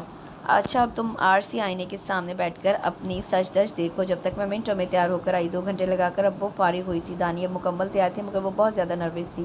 اوفو، نروس مت ہو، میں یوں گئی اور یوں آئی، بس ڈریس ہی چینج کرنا ہے۔ فریش ہو کر ڈریس بدل کر ابھی آئی، وہ کہتی ہی ہوئی جانے کے لیے مڑی، تبھی دانیہ نے آگے بڑھ کر اس کا ہاتھ تھام لیا۔ بھرجائی، میں نے اب تک آپ کو پوری سج دج سے تیار نہیں دیکھا، آج اتنا خاص دن ہے، پلیز آج پورے دل سے تیار ہو جائیں۔ دانی کی التجا پر وہ مسکرا دی۔ ارے لے پگلی، میں تیار ہوتی تو ہوں۔ نہیں بھرجائی، وہ سادگی والی تیاری نہیں، آج اتنا خوشی کا موقع ہے، آج کافی لوگ بھی ہوں گے، پھر اماں نے بھی آپ سے کہا تھا، تو پلیز نا آج میری بات مان لیں بھرجائی۔ دانی نے زوفی کے دونوں ہاتھوں کو پکڑتے ہوئے التجا کی۔ اچھا جناب، مان لیتے ہیں آپ کی بات، ویسے بھی آپ تو مہمان ہیں۔ اب زوفی نے اسے چھیڑا تو وہ شرما گئی، جبکہ زوفی ہنستے ہوئے دانی کے روم سے نکلی، مگر باہر اس کا ٹکراؤ اعظم شاہ سے ہو گیا۔ بہت خوش ہیں آپ، اور اسی خوشی میں شاید نظر آنا بھی بند ہو گیا ہے۔ ویسے خوشی کا دن میری بہن اور ہم سب کے لیے ہے، مگر خوش آپ ہیں؟ ہاں، کیونکہ آپ کی بہن میری نند ہے۔ اعظم کے طنز کا جواب دے کر وہ رکے بنا اپنے روم میں آ گئی۔ کچھ دیر میں ہی وہ بھی اس کے پیچھے چلا آیا۔ اتنا بھی خوش مت ہو، بناوٹی لوگوں سے مجھے سخت نفرت، اور یہ جو تم بناوٹی دکھاوے کے رشتے بنا رہی ہو نا، میں اچھے سے جانتا ہوں، تم نے ان رشتوں اور گھر کو چھوڑ کر چلے جانا ہے۔ الماری سے اپنے کپڑے نکال کر بیڈ پر اچھالتے ہوئے اس نے زوفی سے کہا، اتنی نفرت اور بدگمانی اچھی نہیں ہوتی، انسان کو اتنا بھی غلط فہمی کے انبار تلے دب کر نہیں رہنا چاہیے کہ اس کا وجود ہی غلط فہمی کے ڈھیر میں کہیں گم ہو جائے۔ زوفی اس کے کپڑے اٹھائے اسے جواب دیتے ہوئے استری اسٹینڈ پر آ گئی۔ ماننا پڑے گا باتیں اچھی کر لیتی ہو، پر مجھ پہ اثر نہیں ہوتا۔ ویسے اتنے ٹائم میں تم نے اس گھر میں کافی جگہ بنا لی ہے، بس سوائے میرے دل کے۔ وہ کہتا ہوا واش روم کی طرف بڑھ گیا۔ کوئی اور وقت ہوتا تو یہی باتیں زوفی کو رلاتی اور تکلیف دیتی، مگر اب جب کہ وہ جان چکی ہے کہ ان کڑوی کسیلی باتوں کے پیچھے ایک ڈر ہے، شاہ کے دل میں وہ ماضی سے خوفزدہ ہے، تبھی اس نے اپنے دل کو مضبوط کر لیا، کیونکہ اب سوال صرف ایک بیوی کی وفا کا نہیں بلکہ عورت ذات پر اعتبار کا بھی تھا۔ جب تک وہ نہا کر نکلا تب تک وہ نہ صرف اس کے کپڑے پریس کر چکی تھی بلکہ اس نے اپنے لیے بھی ڈریس سلیکٹ کر لیا تھا۔ جب تک وہ تیار ہوتا رہا تب تک وہ روم میں ادھر ادھر کاموں میں لگی رہی، کیونکہ وہ اس کے سامنے تیار نہیں ہونا چاہتی تھی۔ مہمان آ چکے تھے مگر اس کا کچھ اتا پتہ نہیں تھا، حتیٰ کہ دانیہ بھی ہال میں موجود تھی۔ تبھی وہ اماں جیجل کے اشارے پر اسے بلانے کے لیے غصے میں بھرا اوپر چلا آیا، پر دروازے پر ہی مبہوت سا رہ گیا۔ وہ واقعی اتنی خوبصورت تھی، آج لگ رہی تھی۔ لال رنگ کی سلکی ساڑی جس پر سفید ستاروں کا کام چمک رہا تھا اس کے بدن پر سجی ہوئی تھی۔ کانوں میں لمبے آویزے، ہاتھوں میں شیشے کی کھنکتی چوڑیاں، بھینی بھینی مہک جو کہ کمرے میں پھیلی ہوئی تھی اعظم کے حواسوں پہ چھانے لگی۔ پل میں اس کا غصہ اڑنچو ہو گیا۔ اس کے دروازے کی سمت پوش تھی، وہ اپنی گردن جھکائے لمبے سیاہ بالوں کی آبشار کو ایک شولڈر پر لیے دونوں ہاتھوں کو پیچھے کیے پرل کا خوبصورت چمکتا ہوا سیٹ پہننے کی کوشش کر رہی تھی۔ اس کے قدم اندر کی جانب بڑھ گئے، وہ خاموشی سے اس کے پیچھے آ کھڑا ہوا اور سیٹ کا لاک بند کرنے لگا۔ گھبرا کر زوفی نے پیچھے دیکھا، جہاں وہ خاموشی سے اس کا لاک بند کر چکا تھا۔ آئینے میں دونوں کا عکس نمایاں تھا۔ عظام وائٹ شلوار اور میرون کرتے میں ڈیشنگ لگ رہا تھا۔ زوفی کے آس پاس پوائزن کی خوشبو پھیلنے لگی۔ زوفی تقریباً تیار ہو چکی تھی۔ آج وہ بلا شبہ کسی حسین مورتی کی مانند لگ رہی تھی۔ اس نے پہلی بار زوفی کو سجے سجائے روپ میں غور سے دیکھا تھا۔ سجا سمرا دلکش سراپا جو پورے زمانے کا حسن اپنے اندر سمیٹے موجود تھا۔ کاجل سے بھری آنکھیں بھی ایسی تھیں جن میں حزن و ملال اور افسردگی کا سحر انگیز تاثر بھی تھا، اور مقابل کو چت کر دینے والی معصومیت بھی۔ ایسے بھولے اور ابھرتے ہوئے نقوش جو دیکھنے والے کا دل موہ کر لے جائیں۔ دراز پلکوں کے سرے پر موتی جیسے آنسو ٹنگے تھے جو اس کے حسن پر جچ رہے تھے۔ اس نے ہمیشہ ہی زوفی کو سادہ اور آرام سے حلیے میں دیکھا تھا، اور آج یوں بناؤ سنگھار، یہ تیاری، ہلکا پھلکا میک اپ اس کی خوبصورتی میں چار چاند لگا گیا۔ کتنے ہی پل ان دونوں کے بیچ خاموشی سے سلگ گئے۔ تبھی اماں ہاجرہ کی آن پر وہ ذرا فاصلے پر ہوا۔ شاہ پتر اور کنوار اماں جیجل تم دونوں کا نیچے انتظار کر رہی ہیں۔ پیغام دے کر وہ چلی گئی۔ آج اسے اعتراف ہی کرنا ہی پڑا کہ وہ واقعی سراہنے اور چاہنے جانے کے قابل ہے۔ جب بھی وہ جانے کو مڑا، آج آپ بہت خوبصورت لگ رہی ہیں، اس کے پاس سے گزرتے ہوئے عظام نے سرگوشی کی، مگر جانے سے پہلے وہ پیچھے مڑ کر اس کے چہرے پر بکھرتی سرخی دیکھنا نہ بھولا۔ نیچے سب کچھ خوش اسلوبی سے طے پا گیا تھا۔ 3 ماہ بعد کی تاریخ طے ہوئی تھی۔ آج سب کی آنکھوں میں اپنے لیے ستائش و تعریف دیکھ کر اسے اپنا آپ کافی بدلا ہوا لگ رہا تھا، مگر آج وہ محسوس کر رہی تھی کہ اس کی طبیعت کچھ بھاری سی اور ڈل سی ہو گئی تھی۔ ڈرائنگ روم میں مہمانوں کے سامنے اس کے قدم ڈگمگائے۔ کیا بات ہے اماں، کوئی خوشخبری تو نہیں؟ کنوار کی طرف دانی کی ساس نے ہنستے ہوئے پوچھا تھا۔ وہ شرما سی گئی جبکہ عظام کے چہرے پر مسکراہٹ در آئی۔ مہمانوں کو رخصت کر کے اس کا ارادہ تھا وہ جلدی سے اپنے روم میں جائے، کیونکہ آج اسے بہت تھکن بھی محسوس ہو رہی تھی۔ تبھی وہ شب اور باقی نوکروں کو کچن سمیٹنے اور دیگر ہدایات دے کر اماں جیجل کو ان کی دوائیاں دینے ان کے روم میں چلی آئی۔ کنوار پتر، تیری طبیعت تو ٹھیک ہے نا؟ آج ماشاءاللہ سونی بھی اتنی لگ رہی تھی، کہیں نظر ہی نہ لگ گئی ہو۔ اس کی چال میں واضح لڑکھڑاہٹ تھی۔ اماں پتہ نہیں، بہت عجیب سی طبیعت ہو رہی ہے، تھکن بھی کافی ہو رہی ہے۔ اس نے اپنی پیشانی پر ہاتھ پھیرتے ہوئے کہا۔ پتر، تھکن تو ہونی ہی ہے، صبح سے کاموں میں لگی ہوئی تھی۔ جا پتر، تھوڑا آرام کر لے۔ اماں جیجل نے سورت وغیرہ پڑھ کر اس پر دم کرتے ہوئے اسے آرام کا مشورہ دیا تو وہ بھی جانے کے لیے کھڑی ہو گئی۔ ویسے پتر، نذیرہ نے جو کہا اس پر بھی غور کر لینا۔ عورت کا گھر اور ذات اولاد سے ہی پورا ہوتا ہے، اور اب تو اس سونے گھر میں بچے کی کھلکاریاں گونجیں گی۔ اور تمہیں پتہ ہے کنوار، عظام شاہ کو بچوں سے بہت لگاؤ ہے۔ دانی کو بچپن میں اپنے کندھے پر اٹھائے گھومتا اور کبھی کبھی پڑوسی کے کسی بچے کو اٹھا لاتا تھا۔ اپنا بچہ ہوگا تو خوشی سے میرا پتر پاگل نہ ہو جائے۔ اماں جیجل آج کافی خوشگوار موڈ میں تھی، اوپر سے ان کی باتیں۔ اماں، ابھی تو آپ سو جائیں، دوائی لی ہے نا تو آرام کریں۔ زوفی انہیں وہاں لٹا کر فرار ہونے میں ہی عافیت سمجھی۔ اپنے روم کی لائٹ آف دیکھ کر اسے لگا عظام سو چکا ہے۔ تبھی وہ ڈریس چینج کرنے کی غرض سے دبے پاؤں واش روم کی جانب بڑھی، جبھی عظام کی آواز نے اسے روک لیا۔ سنو، میرے سر میں درد ہو رہا ہے، ذرا دبا دو۔ ایک ہاتھ کو سر پر رکھے پیشانی سے سہلاتے اس نے پکارا۔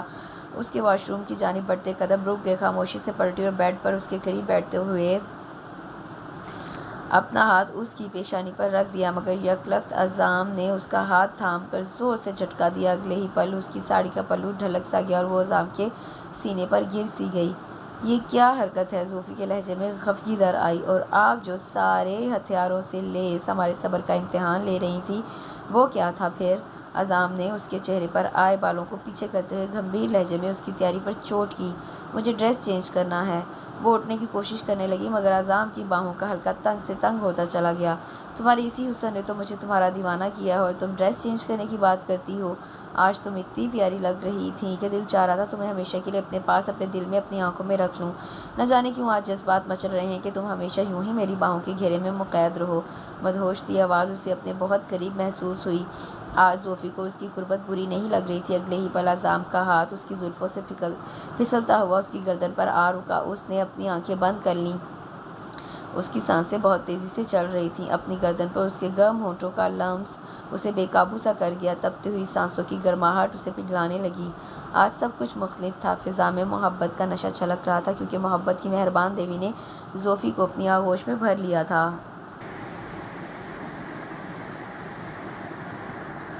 اس کے پاپا کی اچانک طبیعت بگڑی تھی، دل تو اس کا بھی اداس تھا۔ ان 2 ڈھائی ماہ میں ایک بار بھی کراچی نہیں گئی۔ تبھی اس نے ضد باندھ لی، پاپا میں تو اس کی جان تھی۔ زوفی کی اتنی صورت دیکھ کر اماں جیجل نے فوراً سے پیشتر اسے کراچی بھیجنے کا فیصلہ کیا۔ عظام شاہ ہی اسے چھوڑ کر گیا تھا۔ پاپا کی طبیعت دوسرے دن ہی کافی بہتر ہو چکی تھی، بس بی پی ہائی ہو گیا تھا، مگر اب کنٹرول میں تھا۔ پاپا کی طبیعت سنبھلتے دیکھ کر اور پھر اتنے ٹائم بعد اپنے گھر آ کر وہ بہت خوش تھی۔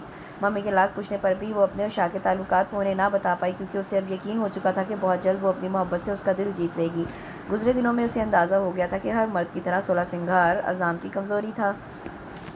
سو مسٹر اعظام شاہ، اب یہی ہتھیار میری طاقت بنے گا اور آپ کی کمزوری کو زیادہ کرتے ہوئے زوفی نے سوچا، جبکہ دوسری جانب اعظام کی بھی حالت کچھ مختلف نہ تھی۔ اس کی بڑھتی بے چینی، بے قراری اماں جیجل اور دانیہ سے چھپی نہیں تھی۔ آتے جاتے دانیہ اسے زوفی کا نام لے کر چھیڑتی تو اس کے چہرے پر مسکراہٹ آ جاتی۔ زوفی کو گئے ابھی 3 دن ہوئے تھے، اس کے بغیر یہ گھر کاٹ کھانے کو دوڑ رہا تھا۔ اسے اعتراف کرنا ہی پڑا، زوفی نے واقعی اس مکان کو گھر بنایا تھا۔ گھر آتے ہی اس کے احساسات عجیب سے ہو جاتے۔ بیڈ روم کی تنہائی میں ہلکی ہلکی سی آہٹیں اور سوئنگل کی مدھر سی آواز اسے بے چین کرنے لگتی۔ اس کے قدموں کی چاپ، چوڑیوں کی کھنک، کپڑوں کی سرسراہٹیں، اس کے سامنے خود کو جان بوجھ کر مصروف ظاہر کرنے کی ادا، بہت کچھ اسے یاد آنے لگا۔ وہ زمینوں سے واپس آیا تو تھکن محسوس کر رہا تھا، اس لیے اپنے روم میں جانے کی بجائے وہ نیچے اماں جیجل کے کمرے میں چلا آیا، جہاں دانیہ اور اماں جیجل بیٹھی باتوں میں مگن تھی۔ وہ بھی سلام کر کے ان کے پاس وہیں بیٹھ گیا۔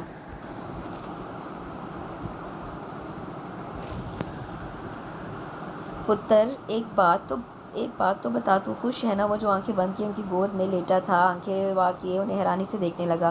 میرا مطلب ہے پتر، سب خوشل منگل ہے نا؟ تم میاں بیوی کے بیچ جس طرح تم دونوں کی شادی ہوئی ہے، ایسے میں ایک دوسرے کو سمجھنے میں وقت تو لگتا ہے، مگر میاں اور بیوی گاڑی کے 2 پہیے ہیں، کسی ایک پر بھی ہم وزن نہیں ڈال سکتے۔ اس طرح تم دونوں میں بھی غلطی کسی کی نہیں، بس حالات ہی ایسے تھے کہ تم لوگ چاہ کر بھی ایک دوسرے پر بھروسہ نہیں کر پا رہے۔ مگر دیکھ پتر، غلط فہمی کی دراڑ جب دل میں پڑنے لگے تو فوراً سے پہلے اپنی آنکھوں پر سے بیوقوفی کا پردہ ہٹا کر عقل مندی کی اینک لگا کر اس دراڑ کو اعتماد بھروسے سے بھر دینا چاہیے، ورنہ دوسری صورت میں وہ دراڑ رشتوں کی دیوار توڑنے میں منٹ لگاتی ہے۔ وہ اماں جیجل کی باتیں بہت دھیان سے سن رہا تھا، واقعی آج کل اس کے ساتھ ایسا ہی کچھ ہو رہا تھا۔ اماں، میں کیا کروں؟ دل چاہ کر بھی یہ اعتراف اور فیصلہ ماننے کو تیار نہیں ہوتا کہ وہ میری وفادار رہے گی، ہماری عزت کی لاج رکھے گی۔ جب ایک عورت خود طلاق مانگ سکتی ہے، جب ایک عورت 12 سال بعد اپنا بسا بسایا گھر چھوڑ کر جا سکتی ہے، تو پھر یہ بھی تو آج کل کی لڑکی ہے۔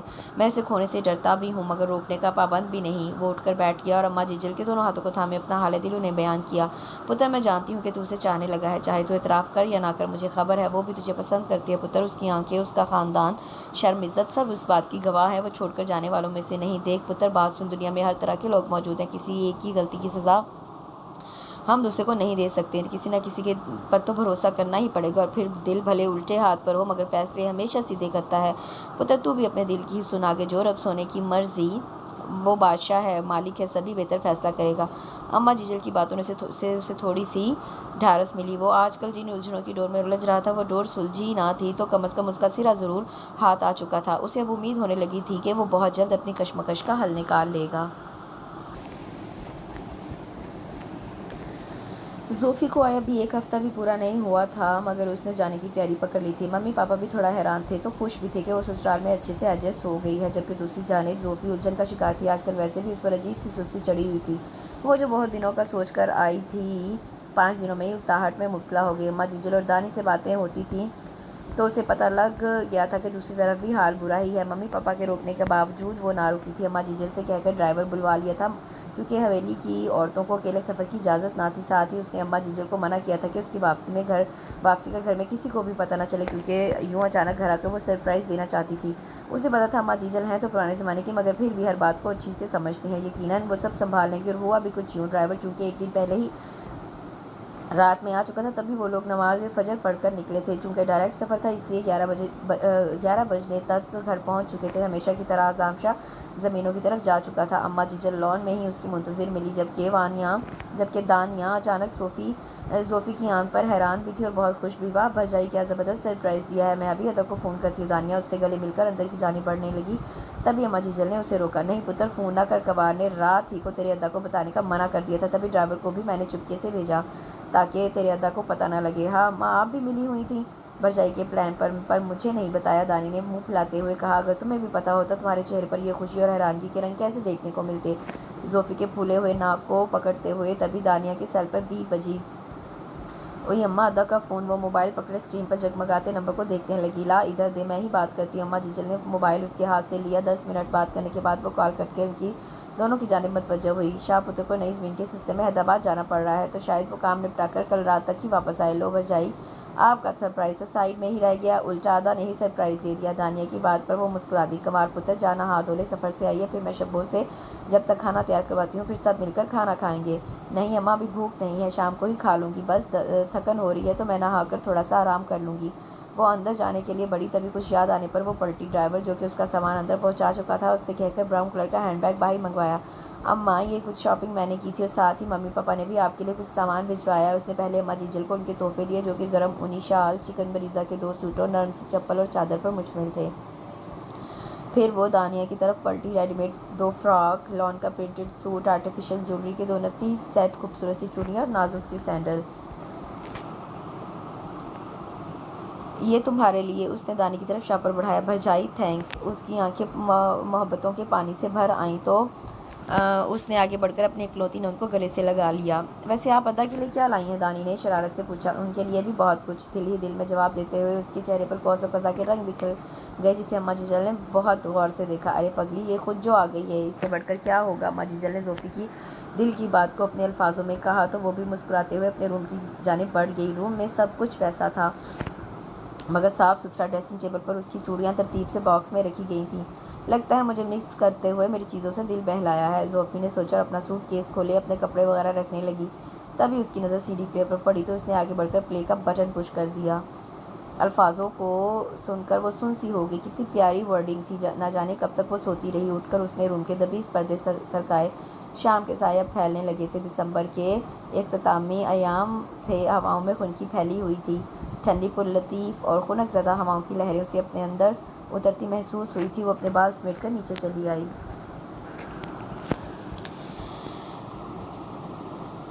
صبح بڑی اوس بھری تھی، ہر شے گیلی گیلی سی تھی۔ نماز پڑھنے اور اماں جیجل کو سلام کر کے وہ باہر لان میں آ گئی۔ ہوا کے جھونکوں میں چھپا بھیگا پن اس چہرے پہ محسوس ہو رہا تھا۔ بڑے سارے صحن کے سفید چکنے ماربل کے فرش پر وہ چپل اتار کر چلی آئی۔ ٹھنڈک اس کے قدموں تلے جذب ہونے لگی۔ یوں ہی چلتے چلتے وہ باغ کی طرف چلی آئی۔ کونے میں لگے موتیے کے جھنڈ کی خوشبو لہلاتی ہوا یہاں سے وہاں پھیلا رہی تھی۔ یہ راحت بھری ٹھنڈک اسے سکون و راحت دینے لگی۔ یکدم اسے چکر آئے تھے اور وہ لڑکھڑاتے ہوئے گرنے کو تھی جب ہی مالی بابا نے اسے دیکھ لیا۔ دھیر آنی وہ اسے سہارا دے کر لان میں رکھی چیئر پر بٹھا دیا۔ کچھ ہی پل میں اماں جیجل، دانیہ، اماں ہاجرہ سب اس کے ارد گرد جمع تھے۔ زوفشا نیم بے ہوشی کی سی کیفیت میں تھی، اس کا سر بری طرح چکرا رہا تھا، ہر چیز اسے گھومتی ہوئی محسوس ہو رہی تھی۔ پڑوس میں جو ڈاکٹرنی ہے اسے بلا لاؤ جلدی، اماں جیجل نے ہدایت دی اور ساتھ ہی زوفشا کے ہاتھ پاؤں اسے لانے لگی۔ تھوڑی دیر میں ڈاکٹر خورشید آ گئے۔ اگلے چند منٹوں بعد آنے والی خوشخبری نے حویلی کو اپنی لپیٹ میں لے لیا تھا۔ حویلی کے مکینوں سے لے کر نوکر تک سب بہت خوش تھے۔ اب وہ مکمل ہوش میں تھی، شرمائی سی اماں جیجل تو اس کی بلائیں لیتے نہ تھکتی تھی۔ صدقے بھی دیے جا رہے تھے۔ بھرجائی آپ نے مجھے بوا بنا دیا، اب یہ خبر جلدی سے ادا کو سناتی ہوں۔ دانیہ خوشی سے اچھل پڑی۔ خوشی سنبھالے نہ سنبھلتی تھی، تبھی وہ نمبر ڈائل کرنے لگی۔ دانی نہیں، ابھی انہیں فون نہ کرو، وہ میں سمجھ گئی، ادا کو بھی سرپرائز دینا ہے، وہ بھی خود ہی۔ دانیہ زوفی کی ادھوری بات کا مطلب سمجھتے ہوئے بولی تو وہ مسکرا کر اس بات میں سر ہلا گیا۔ اعظام شاہ کی واپسی اب تک نہیں ہوئی تھی۔ نہ چاہتے ہوئے بھی اماں جیجل کو زوفی نے جانے کے لیے تیار کیا، حالانکہ وہ نہیں جانا چاہ رہی تھی۔ اتنی بڑی خوشی بھی تو آج کے دن نصیب ہوئی تھی۔ اماں میں ٹھیک ہوں، اپنا خیال رکھ لوں گی، ایک دن کی تو بات ہے، پھر اماں ہاجرہ بھی ہیں میرے ساتھ، آپ آرام سے چلے جائیں، رات تک اعظام بھی آ جائیں گے، پھر میں اکیلی کہاں؟ بالآخر اس نے اماں جیجل کو قائل کر ہی لیا، پر ساتھ ہی ایک بار پھر سے اس نے اعظام کو یہ سب بتانے سے روکا تھا۔ آج تم دونوں کے لیے بہت خوشی کا دن ہے، تنہائی میں تم دونوں مل کر بیٹھ کر اپنے سارے گلے شکوے دور کر دینا۔ پتر جانے سے پہلے اماں جیجل نے آہستہ سے اسے کہا تو اپنا سر ہلا کر تائید کی۔ تھوڑی ہی دیر میں اماں جیجل دانیہ کے ہمراہ روانہ ہو گئی تھیں۔ وہ جب گھر میں داخل ہوا تو رات گہری ہو چکی تھی۔ وہ اپنی اجرک اتار کر وہیں لاؤنج میں رکھے صوفے پر بیٹھ گیا۔ اوہ کتنا سناٹا ہے حویلی میں، اس نے ارد گرد پھیلے سناٹے کو دیکھتے ہوئے سوچا، تبھی اس کا سر بیپ کرنے لگا۔ جی وکیل صاحب، اچھا چلیے ٹھیک ہے، آپ جلدی سے ساری کارروائی مکمل کر لیں، میرے پاس وقت نہیں، جلد از جلد کاغذات بنوا کر آپ میرے گھر بھجوا دیں۔ مخالف کی بات سن کر اس نے جواب دیا اور کال کٹ کر دی۔ اس بات سے بے خبر کے اوپر سیڑھیوں پر کھڑے نفوس نے اس کی بات سن لی۔ کاغذات لفظ پر اس کا ذہن سن ہو چکا تھا۔ وہ اپنے وجود کو گھسیٹتے ہوئے روم میں آئی اور کھڑکی کی جانب چلی آئی، اپنے آنسوؤں کے گھونٹ پینے اور انہیں بہنے سے روکنے کی ناکام سی کوشش کرنے لگی، مگر لاکھ کوشش کے باوجود وہ خود کو روک نہ پائی۔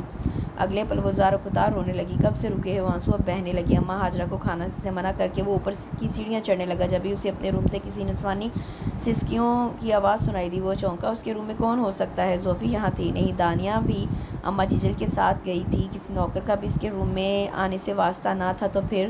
وہ سنبھلتا ہوا آگے بڑھا اور اپنے روم کا دروازہ کھولا۔ اگلے ہی پل اسے حیران کن جھٹکا لگا۔ پورا کمرہ روشن تھا مگر موم بتیوں کی دھیمی دھیمی روشنی سی دروازے سے لے کر بیڈ تک آنے والی روش پر قالین ہٹا کر پھولوں کی سجی ہوئی روش بنائی گئی تھی۔ بیڈ پر نفاست سے بچھی چادر جسے پھولوں کی پتیوں سے سجایا گیا تھا۔ سائڈ ٹیبل، ڈریسنگ ٹیبل پر جگہ جگہ خوبصورت سی خوشبو بکھیرتی کینڈلز روشن تھی۔ پورا کمرہ مہک رہا تھا اور ایک رومانٹک سا تاثر دے رہا تھا۔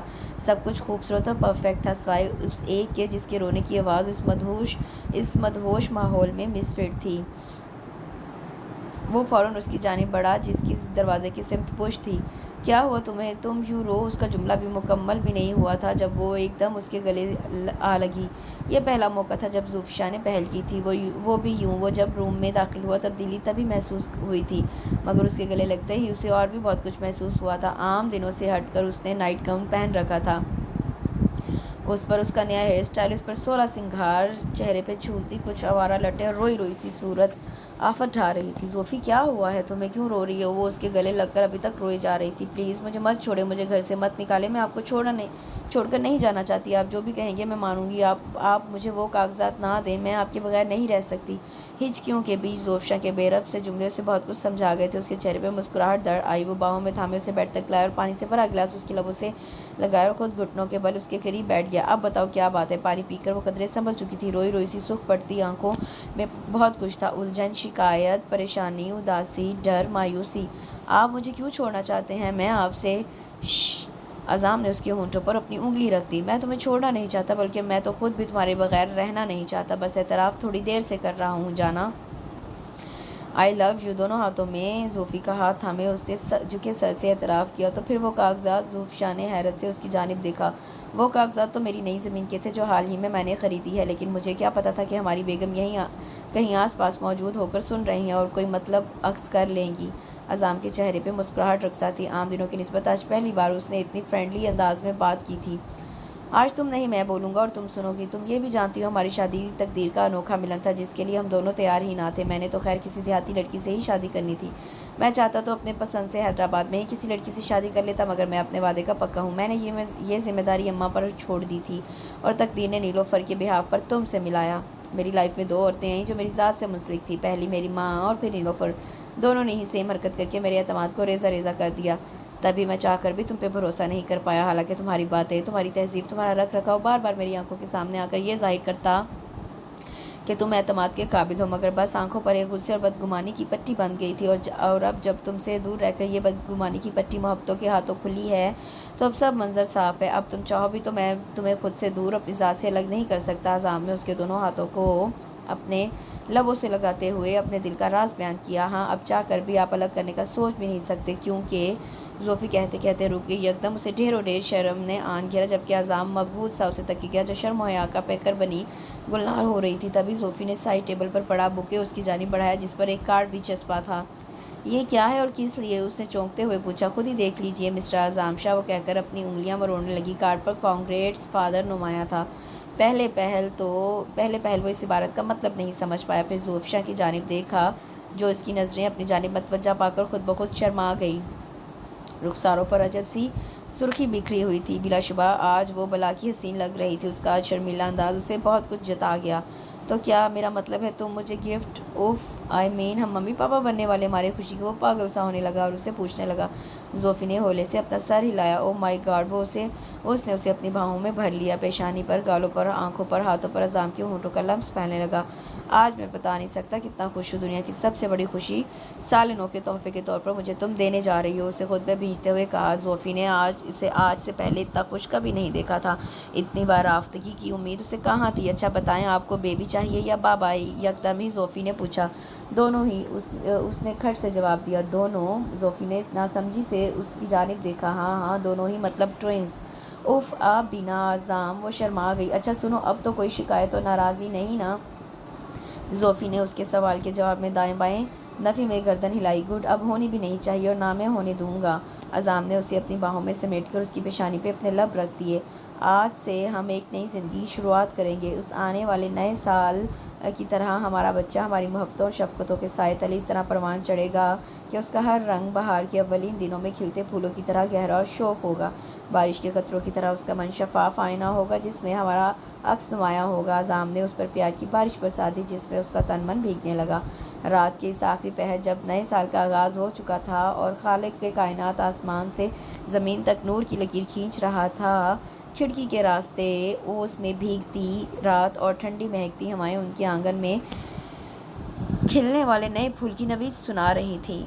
इसके साथ ही ये खूबसूरत सा सिंधी कल्चर बेस्ड नावल अपने अख्ताम को पहुंचा है। नावल जो है वो काफ़ी जगह से मतलब उसकी तरतीब थोड़ी सी ख़राब थी, एक पेज कहीं तो एक पेज कहीं, जिससे मुझे पढ़ने में काफ़ी दुश्वारी हुई। मुझे उम्मीद है आप लोग कोऑपरेट करेंगे और जिस तरह पढ़ा गया है उसको सुनकर समझने की भी कोशिश करेंगे, क्योंकि मैंने जहाँ से जिस तरह तरतीब ख़राब थी वहीं से रोक कर दोबारा से स्टार्ट करके पढ़ना स्टार्ट किया था।